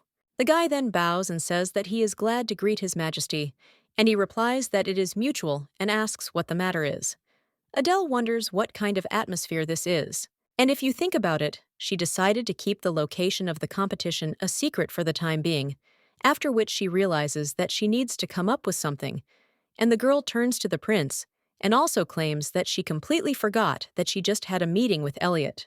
The girl also turns to Mars and tells him to go there as soon as he finishes eating, after which the latter jumps to the young lady, and the prince at this time wonders what kind of meeting this is. Elliot then claims that he and Adele are doing research, and he is interested in Adele's cooking skills, so she sometimes helps him. The prince then claims that he would also like to look at this research, but Elliot apologizes and claims that this will be problematic. After all, the crown prince is behind his research, and if he wants to look at his research, he will first need to get permission from the prince, and if he gets permission, he can visit his laboratory at any time. The guy only gets angry after this and says what impudence this is. The main character then thinks why he is so harsh, and why the alchemist suddenly started talking about the prince. After all, she forgot that Elliot is on the side of the heir, and yet she thinks that she shouldn't have responded so harshly to Kylo. But even if he doesn't care, she does, and her position in society depends on it. The prince notices the young lady shaking and claims that she is the reason for the day being so wonderful. The girl then turns to his lordship, and he only claims that she is right, and he needs to find food to his taste. The main character then rejoices and asks if he really says this, and it is a great idea, so she will help him. And also, if he needs her help, then let him just say so. In the meantime, let him try the dish, and she needs to run, so she hopes to please him. The main character then heads down the corridor with the alchemist and asks how he found the culprit, to which he replies that now she will understand everything herself, and he wants to show it quickly. Then they both go into the lab, and the main character is surprised. She also asks, since when there is so much fantasy there's. The guy then asks if it's cool and claims that it's a new development, after which the young lady wonders if he was really going to show it. But he replies that it's not, and tells the girl to look at his assistant. The young lady then asks who this assistant is, and the alchemist claims that he gave the invention its name, after which he tells the young lady to look, and the main character asks what it is, to which the guy replies that this thing can record a voice, and you can install it in advance, and it will also record any voice. Then the sound can be played back, because the guy puts this ball into the mechanism and it starts playing the recording. There, someone claimed that everyone must know that the competition lasts until the second round, while the participants are waiting for the final assessment. The main character understands that this is the announcement of the results of the competition. The woman then claimed that one winner would be announced in the final, and the young lady wondered what that meant. Well, then she also heard some voice that claimed that he had said to make sure that nothing happened, and he spoiled their food, but they still came out victorious, after which he tells the guy that he risked his life, and the main character thinks, what does this mean? And also whether the same person is really behind the spoiled food. Then someone screamed if the guy even knew how much he had bet on Alfred, and he had given away 10 million. The main character thinks that this voice seems familiar to her, after which someone asks if it is really the Count of Quod will want to lose that kind of money, and the main character understands that it is definitely him. Another man in the recording claims that if the matter gets out of control, he will have problems, so let him give the promised money. The young lady realizes that there seems to be serious betting on the winner in high places, and Macwood has placed a substantial amount on Alfred. He is going to ruin the first and second place dishes, so that Alfred will win. The man in the recording then tells the guy to go to Marquis Ganit, and won't he lend 5 million? Well, the man claimed he couldn't, and then the other one said that there was nothing to be done, and that he would have to tell about what had happened, and that the Count was involved. the man then just screamed, and the guy claimed that if he gave him 4 million penny, he would keep quiet. The main character at this time thinks whether it is really about the deal, and it is such a pity. After which, she also thinks whether these big shots have nothing better to do. Then, someone else turned to Turbian and asked where he had gone since he had been ordered to gather, after which the guy said, okay, and he went. And he also told the Count that he shouldn't forget about the money, but he only screamed at the guy to wait, and that it wasn't the end yet. And he also couldn't give the money back. Now the alchemist asks if the young lady heard, and they themselves leaked all the information, so what fools these guys are. And thanks to the conversation, he managed to find out who was talking to Count Macwood. It was the guard Turbian Silver. The main character then asks if the guard did it, and he himself could have ruined the dish. The other theories were not confirmed. The alchemist at this time claims that he will never forgive him for such dirty tricks, after which he asks if Adele will tell everyone about this, and if she can believe that this is irrefutable evidence. However, the main character remains silent after this, and claims that she would never do this, and also understands that she shouldn't tell anyone, after which the girl claims that she won't tell anyone, but let him keep it a secret, and there's no point in telling about the underling. But the guys claim that he is her assistant, and the girl claims that it's better not to tell anyone about her invention. The young man then wonders why these two intended to spoil the dishes, and he wonders if the young lady is not evil, and she replies that she is evil. But there are more important questions. And also, does he really report to the top about all his inventions? After which the guy replies that not always, and he was told to bring only important things. And he also wonders if the girl doesn't want others to know who helped her to, which the girl replies that yes, and she thinks that it wasn't worth inventing this at all, but the guy then claims that it was for her sake. After which the main character thinks, could it be that the smart, handsome guy did something for her? But his appearance is already driving her crazy, and to be honest, this is too much. And she admits, after which the girl claims that she really appreciates it. Well, if people find out about the existence of a device capable of monitoring conversations, then confusion will begin, and it can even be used to eavesdrop on them. The guy then claims that if she tells everyone about Macwood's deeds, she will gain support, and she herself was worried about this, because then His Majesty Kylo would find out about their conversation. The main character then thinks why he suddenly started talking about the prince, and the guy just grabs the young lady by the hands and says, okay, and this will remain their secret. Little did the two know that the desire to get rid of Macwood would lead to unimaginable consequences. A little while later, the girl is already preparing spicy pork legs with garlic, as well as pork legs with vegetables. The young lady places them in front of the prince and asks which he likes more. The girl also claims that the dragon was delighted with the pork legs with green onions, and he likes unusual dishes, after which the young man tastes these two dishes and claims that the first one does not leave a very pleasant feeling in the mouth. The second one has a sharp taste, combining sweetness, sourness, and a little salt.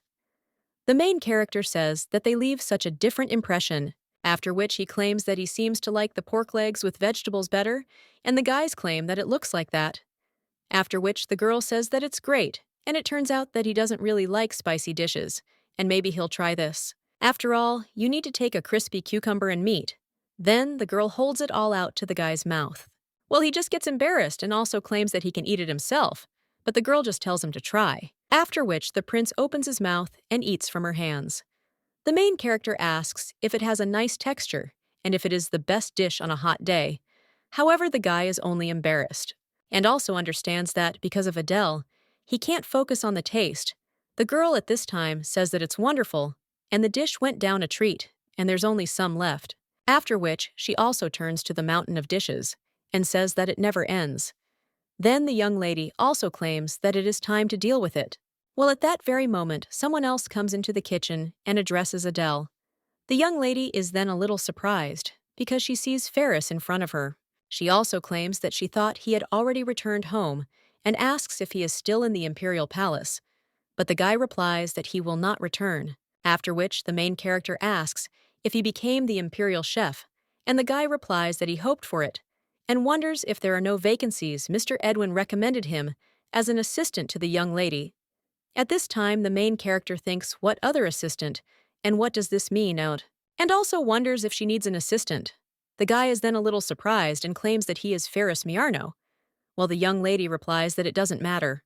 And the young man then asks if she doesn't need him, after which the main character understands that if she thinks about it, she doesn't even know if she needs an assistant. At this time, the guy with red hair is talking to other aristocrats, and one of them claims that he heard his ex-fiancée became the imperial chef, and he doesn't really know. But now, all the talk is about it. So let the guy say hello to Miss Adelgita. Another of the aristocrats asks if they really don't talk anymore, and who dumped whom. The young man then simply throws his glass of wine on the floor, causing it to break, after which he heads into one of the rooms and loudly slams the door. The guy says that they are just making fun of him, and that he specifically did everything to no longer have anything to do with this woman. And now he can't believe that he found himself in such a situation in just a couple of months. The young man also thought that she would never appear before his eyes again, and that she meant nothing to him. But now the guy claims that she not only got close to the imperial palace, but also secured support. And now he managed to avoid the conversation. This could happen again. Hey, the guy is thinking about how to get rid of hers. At this time, someone else addresses Eli. At this time, the other guys are talking among themselves. One of them says that the influence of the first prince is growing, and the other claims that His Majesty is still alive, but judging by the way he walks and talks, it will not be for long. After which he also asks if anyone has seen the Marquis, because he has not appeared for a long time, and disappeared after that deal. One of the aristocrats asks if he really lost a lot of money, and also asks Eli if he knows anything. The guy then asks if they are talking about Macwood, and also says that he has not been following this fool for a long time. The guys are then a little surprised, and Eli asks, "Haven't they heard yet?" The main character is cooking something at this time, and claims that garlic should go next. Then the guy hands her the garlic and says that he chopped it, and also asks if he should clean anything else, after which the main character is only surprised, and thanks him. Ferris claims that of course he should help her, and the main character understands that Ferris's help was very useful, and he cuts all the products and also washes the dishes. And now the girl understands what it is like to work with an assistant. The guy at this time claims that she cooks great, and he still has a lot to learn, and the girl claims that he cooked hot barbecue sauce. Well, he answers that yes, but there was only a little bit of it, and it seems that it was then that she taught him that with the help of accents, you can make a dish more interesting. The main character then becomes a little embarrassed, and also claims that she didn't think he would take it so seriously. But at that very moment, a fox flies between them and growls. But the main character turns to Mars and tells him not to do that. At this time, the blonde asks why this leaf is hostile to everyone, except her, to which the young lady replies that it is she who is bothered, and that he is so affectionate when he sits in her arms. A little while later, the alchemist also enters the room and says that here he is. The main character then greets Elliot, and the guy thinks that this narcissistic scientist has come again. The young lady then asks if he wants something to eat, and the guy replies that, of course he does, and asks if there will really be soup today. The young lady replies that yes, and she thought that His Majesty was not feeling well, so she prepared a light onion soup with arancini, and it will be ready soon, so let the guy wait a little. The young man then asks what arancini is, and the girl understands that it is usually prepared by mixing risotto, covering the cheese with breadcrumbs, and frying it. But her arancini is a rice ball filled with flying fish roe that just needs to be coated in breadcrumbs and quickly fried. At this time, the blonde insists that he will cut the baguette, and the girl says that it is excellent and everything is fried. After which she serves a special onion soup with a baguette and mozzarella cheese, as well as flying fish roe. The alchemist then takes a fork and knife and claims that it looks delicious, after which he suggests that they eat quickly. Ferris claims that he will also try, after which they all take a bite, and the main character cannot hold back a smile, and also understands that there are well-fried onions and salty meat broth the agent has soaked in and become soft. And it's a perfect match with mozzarella cheese. The blonde guy claims that the arancini is truly magnificent, and the caviar goes wonderfully with the roast, and he's sure that His Majesty will be delighted. The main character then asks if Elliot liked it too, which he replies that he ate it, and an idea came to his mind, after which the guy immediately runs out of the kitchen, and also tells Adele that they will see each other later in the lab, and he will wait. The main character then remains with the blonde in shock, and he asks what he is doing. The girl then understands that she is thinking about the fortune teller with the dish. A little while later, she already enters the laboratory, and the guy immediately greets her, after which the young lady asks why he jumped up so suddenly. The guy then claims that he put an arancini in his mouth, and it hit him in the head, because sometimes you don't notice the ideas hidden somewhere in the chambers of the mind, like fried fish. The main character realizes that she doesn't know what he's talking about, after which she asks if the guy can get to the point. After which the young man gets a little nervous, and then he even offers to marry him, Adele. Then asks in shock what he is talking about, after which she even tells him to wait, and also to tell everything from the very beginning. The guy then says yes and asks to let him explain, and also claims that you can look at arancini and tell me what's inside. And then you put it in your mouth, and suddenly the taste of caviar begins to unfold, and then this idea came to him. First, he would like to show something to the young lady, and he has already mentioned marriage. The main character then asks what he wants to show, and the guy lifts the screen, and he claims that he managed to find out where Macwood is, and the guards did not pay attention to him. The main character asks if he can track the location, and also understands that the issue of sharing has already been discussed. The guy then claims that he was lucky that he had a model of the capital in his lab, and he used his developments to calculate its location. Elliot also tells the young lady to look because now he is at home, but he does not think about the main game. Is he really so sure? But the more you find out, the scarier it is. At this time, the young man claims that he is interested in what the guy is planning there, but it is not so important. After all, he realized that now many villains are against Adele, like predators against fish. The main character then understands that she thought that Elliot was doing all sorts of stupid things, but it seems that he understands the structure of the Imperial Palace much better than she thought. The girl then claims that she also knows a lot because the position of the Imperial Chef is not so easy. And the young man then tells her not to worry, because now he can protect her, and does not ask. The main game is that really why he invited her to be his wife, to which the guy replies that yes, and then they can always be together. Well, the main character after this only smiles and claims that she is grateful to him for this. But this is too much. The guy then asks why the young lady claims that marriage should be concluded with a person to whom you are ready to dedicate your life. After which the guy claims that he wants to dedicate his life to Adele. Hey, the girl is embarrassed by this, and also asks what he is talking about. After which the guy claims that he is not joking, and has thought everything through carefully. After which he asks to let her say once again whether Adele will marry him. The main character is silent for a while, but then answers that she will not.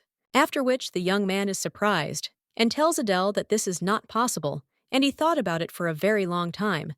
But the young lady claims that she is grateful for this, and also understands that she almost agreed. After which the girl asserts that marriage is an important issue that does not tolerate recklessness, and wouldn't it be better to first deal with Macwood? And the guy then claims that he has something, and also claims that he got so carried away that he forgot to show it. And most importantly, he thinks that it's good that Elliot quickly recovers and asks what's there. The young man then puts the ball into the machine, after which another voice recording is played. The Count then claimed that it was only 4 million, and he would return everything next week. But the other guy asks when to expect the last 5 million. The man then said that he was sorry, but he really needed money now, and the guy also throws another ball. After which a recording is played about the Count claiming that he knows where you can invest profitably. However, the other man told Macwood to back off, and he then told the man to trust him just once. Now the alchemist claims that apparently he didn't even return the money to Turvin Silver, and the threats are probably getting more severe. After which he also turns to Adele and asks if now isn't the perfect time to finish him off. But the girl claims that it's obvious. The Count has completely lost the trust of those around him, but she still understands that she could take advantage of the situation, after which she tells Elliot that they will wait for now. The girl also understands that she is now a chef, but for the first time she personally brings food, and when meeting she will have to try to establish contact, and probably will have to take the initiative, after which the young lady states that the food is ready. Adele realizes that everyone knows that the dragon's human form is a guest from a distant kingdom. She then enters the room and claims that she came to check if he has any inconveniences. The dragon replies that not yet, but if the food seems tasteless to him, then they will be inconvenienced. And the main character claims that she is glad to hear this and is also sure that he will like it. After which, the young lady shows him a sweet and sour salad with seaweed, as well as a refreshing grapefruit drink. And most importantly, this is a fire chicken. The dragon is a little surprised after this, and the girl understands that this is the ideal option. The man then says that if the food is as tasty as the smell is attractive, then there is nothing to worry about. Then he decides to start with the salad, and the main character realizes that next time she will have to make more, because the dragon seemed to swallow the salad in a couple of seconds. And then the man tries the main dish, but still claims that it is very tasty, and also tells the girl that everything is great, and let her continue in the same spirit. The young lady then also asks if fire spirits are aggressive, after which the guy is surprised. And the young lady claims that Mars constantly bites, and she does not think that this is to protect her. As far as she knows, he was not so aggressive before, and took care of his younger brothers and sisters, and also always obeyed, and the girl says that maybe she is doing something wrong. And she spends a lot of time on him, so she definitely had an impact. The dragon then just sighs and says how stupid people are, after which he tells her not to bother her head with nonsense, and also to bring the fox there. A little while later, the young lady already brings the ladder, and the dragon claims that the reason is quite simple. Adele asks what the matter is, and the dragon asks what people call it, and it seems it is a lack of affection. The main character then asks in shock if it is really a lack of affection, to which the dragon replies that yes, and the fox is lonely because she does not show him enough attention. And because of this, he is jealous of her. The young lady then turns to Mars and then approaches him and extends her hands and then asks if he is sad because she does not care about him. The girl also understands that she had never had animals before, but she thought she was doing well, and she had been watching Mars, but she still thinks that she seems to be using too much of his fire. The girl also thinks about what her friends, who have pets, do, and also thinks about toys and food, after which she asks Mars if he knows what money is needed for us. A little while later, the girl is already buying her little animal all sorts of expensive toys. Then one of the sellers claims that the store manager wants to say hello to her, and the young lady asks what's wrong with that, because her little one doesn't like to wait. The girl also understands that this is a great way to spend money, after which she turns to Mars and asks what he will say and how he likes it all. The girl also claims that she bought some, so that he doesn't have to worry about using fire. But then someone turns to the young lady and tells her to wait. Then he asks if her name is Adele. The main character turns around and wonders if this is really a child, after which she asks, "What's the matter?" Well, the boy then asks if she really is Adele, and also claims that he also loves to cook and wants to become a great chef like her. The young lady realizes that she knew that, because of the imperial banquet, her name often appears in the newspapers, and now even children recognize her. After which, the girl claims that it seems he is really serious, and the young man is a little embarrassed. After which, he hands her a piece of coal and asks if he can get an autograph. The main character then signs his hand and realizes that she feels like a star. And it's amazing that there are autographs in this world too. After which, the young man thanks her and claims that today is the best day of his life, to which the girl replies that she is glad to hear it. Then they say goodbye, and the girl claims that thanks to Mars, so much has happened today. Well, then the young lady sees a few more aristocrats and wonders if the palace doctors are there, but she has never seen them gather like this. And the girl also does not understand what is going on. One of the doctors then asks where such a terrible cold came from, and maybe it's pneumonia, because it doesn't really look like a common cold. Another one claims that this is quite strange, but be that as it may, everything needs to be clarified, because there are simply no suitable medicines in the palace, and even the strongest swordsman will not be able to resist the disease. The main character then thinks whether they are talking about the swordsman, and also ponders whether Kylo is sick. A little while later, the girl is already preparing ingredients for healthy and tasty dishes. She also understands that all ingredients must be fresh, and work surfaces must be perfectly clean. At this time, the blonde claims that he has finished the tomatoes and chicken. The main character asks him if he really did it so quickly, after which she thanks him. The girl also understands that she peeled the pumpkin and washed the sesame seeds, after which she soaks the rice. And the blonde asks how long it needs to be soaked, to which the girl replies that it should be soaked for about 30 minutes, and this reduces the cooking time. She also tells the guy to prepare everything for the soup for now, and he agrees. The main character at this time, something is in the way, and claims that it was necessary to ask Elliot to make a blender. She also understands that the taste improves if you wait enough time. And also, you need to fry the tomatoes and add a little water after that stir, and then stir the broth well so that nothing burns. The young lady also claims that as soon as it boils a little warm, you will need to mash it well. And the sesame seeds will need to be mixed with rice later. The guy then asks if there is too much there, but the young lady does not understand what he is talking about, and the guy then claims that he understands the states for His Majesty, but if there are too many dishes there, and he is sick, Adele says that His Majesty is very picky about food and needs to cook more, so as not to miscalculate. Well, the blonde then asks what all this is about, after which the young lady claims that she is worried that he is unwell because of her, and she's so sorry that she didn't think about it at all. The guy then asks what she's thinking about, and the girl replies that Kylo helped her become the imperial chef, and adds in her thoughts that he did a lot for her, after which the girl claims that she cooked more. But she still thinks that this is not enough. The blonde then only asks if this is the only reason, and the main character is a little surprised, after which the guy tells her to forget about it. After which, he also claims that the rice has been soaking for half an hour. The young lady then takes out this rice and cooks it, and after a while she realizes that there is one last step, and beautiful presentation also plays a role. Then the girl states that everything is ready and ties all these dishes on her shoulders. The blonde then asks if she can carry it all herself, and if she needs help, after which the girl replies that no, she is fine because he already helped her with the cooking, after which the young lady thanks Fierce and says that he saved her. The guy then gets a little embarrassed and says, "Okay, and where else will she find such a skilled assistant?" The young man also claims that he worked very hard, so let her be careful, and lightly hits the young lady on the shoulders. Well, the girl then wonders why she should be afraid, and understands that she was once shown the door.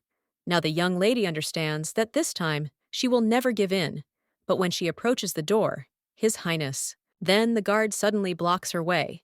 The young lady then asks what happened, but the man says that it is impossible to go further, and His Highness did not allow the chef Adele to enter. The girl, then in shock, thinks why. But Kylo even tried to prevent her visit, and he starts to get annoying, so the girl thinks that he probably helped her because he was grateful for saving his father.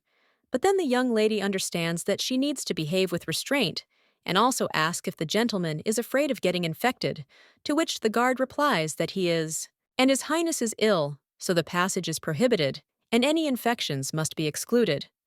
A little while later, the young lady already approaches Elliot and claims that she has a request. The guy then says that he listens to the young lady, but asks him not to do anything stupid. The young man is then a little surprised, and claims that she asked for help herself, after which the young lady replies that yes, but she is a little embarrassed. Elliot asks what it is, and the girl asks if he can make her a protective suit. And also, it is necessary to make it so that it covers all parts of the body, after which the guy only incredulously asks if Adele has again decided that she is dangerous, but the girl does not understand why this guy is looking for problems in everything, and also says that she has never taken risks just like that before. The guy wonders if this is true and who went to the dragon, but the girl claims that the prince guaranteed her safety. However, the alchemist claims that if he really cared about her, he would never have sent her there. Adele claims that there were reasons for that, but the alchemist cries out that nothing is more important than health and safety. The girl then understands that this guy does not really like Prince Kylo, and something really happened between them, after which she tells the guy to believe that it is not dangerous at all, and she just needs to see the sick person, after which the guy asks who is sick, and the young lady understands that if she tells the alchemist about this, he may refuse to help, but she does not want to lie. The guy at this time thinks that if Adele assures, then he agrees, after which he claims that he already has a couple of suits, and he thinks that he will find her size. Adele asks if he really already has these suits, and the guy replies that, of course, because he is dealing with dangerous substances, and he will definitely find a suitable suit and also send it in protective packaging. The main character then smiles and says that it is not that dangerous. But then, he takes the boy by the hands and thanks him, and also claims that he will cook him a lot of tasty things. The young man then only gets embarrassed and understands that he is perceived as a child. A little while later, the young lady approaches the guard, and he asks if this is really an alchemist's clothing. He also says that his younger brother is an alchemist's apprentice, so he has seen this outfit a couple of times, and the main character wonders if she can enter in such clothing. The guard claims that she cannot disobey the master, but only tells him to wait a minute, after which he points to the emperor's chef's badge and asks if he sees it, and believe the emperor suffered from ailments, and also he felt better after her cooking. And the girl points to the tray and also claims that this secret dish will help His Highness to recover. The guard then looks at this a little surprised, but still lets the young lady through. The main character then goes to His Highness's room and realizes that it is quite quiet and dark there. But on her first visit, it was exactly the same, and she was terribly confused. The girl also realizes that there is no one there at all, and not even servants, and she has such a feeling, as if she had entered an abandoned estate, and the girl realized that it was like a haunted house, after which she quickened her pace and thought how she could find the bedroom if there was no one there. Then the young lady began calling for Prince Kylo, and then asked if there was anyone there. The girl also thinks that there is nothing to be done, and she will have to look into all the doors. Then the young lady opens one of the doors and realizes that there is a luxurious hall there. When she enters another room, she sees that there is an office there, and in another there is a spacious bath. Finally, the girl opens the door to the next room and sees a luxurious bedroom there. Well, when she looks at the bed, she sees that there is no one there. The young lady wonders if this is a guest room, but it looks more like the room of the imperial family. Well, when the girl turns around, she sees the prince himself there and turns to him in shock. But when she sees that the guy is having a hard time, she even runs up to him and asks what happened. But he doesn't feel well, after which the young lady lifts the guy onto the sofa and claims that you can't lie on the floor. After which, the girl finally settles him down on the sofa and realizes that she barely dragged him there. But the guy at that very moment grabs her by the hand and turns her over so that the girl ends up underneath him. The main character then asks what is going on and turns to the gentleman. And when he realizes that it is Adele, he only turns to her in surprise. At this time, Adele is thinking how this happened, after which she, all embarrassed, says that it was her, and screams asking him to come to his senses. The young man is silent for a while after this, and moves away from the main character, asking for forgiveness for the fact that she came without asking, claiming that she brought him food. The guy is delirious at this time, and wonders what Adele is doing there, and whether he is dreaming. He also asks what kind of outfit this is, and the young lady replies that it is an alchemist's costume, and she heard that he is very afraid of getting infected. But this costume saves from any terrible disease. Kylo then claims that he just caught a cold, but the girl claims that this is not something to be ignored, and wonders if the illness has progressed that much. The young man then claims that he just got a little wet, and then looks at the scattered papers, and also claims that he was going to look at them. And Dell excitedly tells the gentleman that he better not make any sudden movements, otherwise he will fall again. But at the same moment, the guy, as the girl said, falls to the floor, and the main character is surprised. A little while later, the girl already puts a wet cloth to His Highness's head and asks if he is okay. The guy then only wonders if it is Adele, and then he says in shock that it was not a dream. The prince also gets up from the bed and says that he feels bad because of the temperature, but the young lady says that it is better for him not to move once again because she barely put him in the bed. The girl also asks if he takes medication, to which the guy replies that he doesn't. He also hasn't eaten for several days, and the main character claims that she knew it. But the guy doesn't take medication or even eat, so of course he won't get better. The young man then tells the girl to calm down, but she only tells him to listen because she only trusts him there. And the prince is sick, but he does not eat at all, and even lost consciousness, which is why she is completely scared. The guy is then a little surprised, after which he claims that he is sorry, and the main character asks if that is really so. And if he is really sorry, then let him eat, because she cooked a lot of food. The guy then looks at all these dishes, after which they understand that he is full from just looking at them. The main character then tells the prince to try, because she did not bring that much, and if he likes it, she will bring more, to which the guy agrees. After which he takes one of the soups and wonders if it is from a machine, and the main character understands that fresh tomatoes are well cooked with sugar, and the result is a delicious soft soup. The young lady also looks at the guy and thinks how he likes it, but he just answers with a stony face that it is delicious. After which the girl gives him another soup and realizes that it is made from pumpkin, and this soft sweetness is achieved by mixing pumpkin with cream. The guy at this time says that it is delicious, after which the main character hands him another soup and tells him to try it too. The girl realizes that there is a little chicken broth and the softest meat, after which the guy claims that it is quite good, and the young lady thinks how picky he is. Then she hands him another black soup. The prince then thinks that, okay, it doesn't matter to him anyway. But when he tries this soup, he is shocked and realizes that it has a mild taste, and also a slight combination of sweetness with salt. And this is a perfect harmony, after which the guy thinks that the Congress is a little more. The main character is a little surprised, and then she sees how the guy emptied the whole plate. She shows him this empty plate in shock. With a smile on her face, the young man claims that this is the best, and there was no need to show the plate at all. Adele then asks him if it was tasty, and also understands that even if these are just words, it is still nice, and how can a guy be so calm? Well, she is still glad that he ate everything. The guy then claims that he finally ate well, and the young lady says that she will then bring food every day. And maybe he would like to try something else, because she will cook anything, to which the guy with a smile on his face replies that no, and he has enough.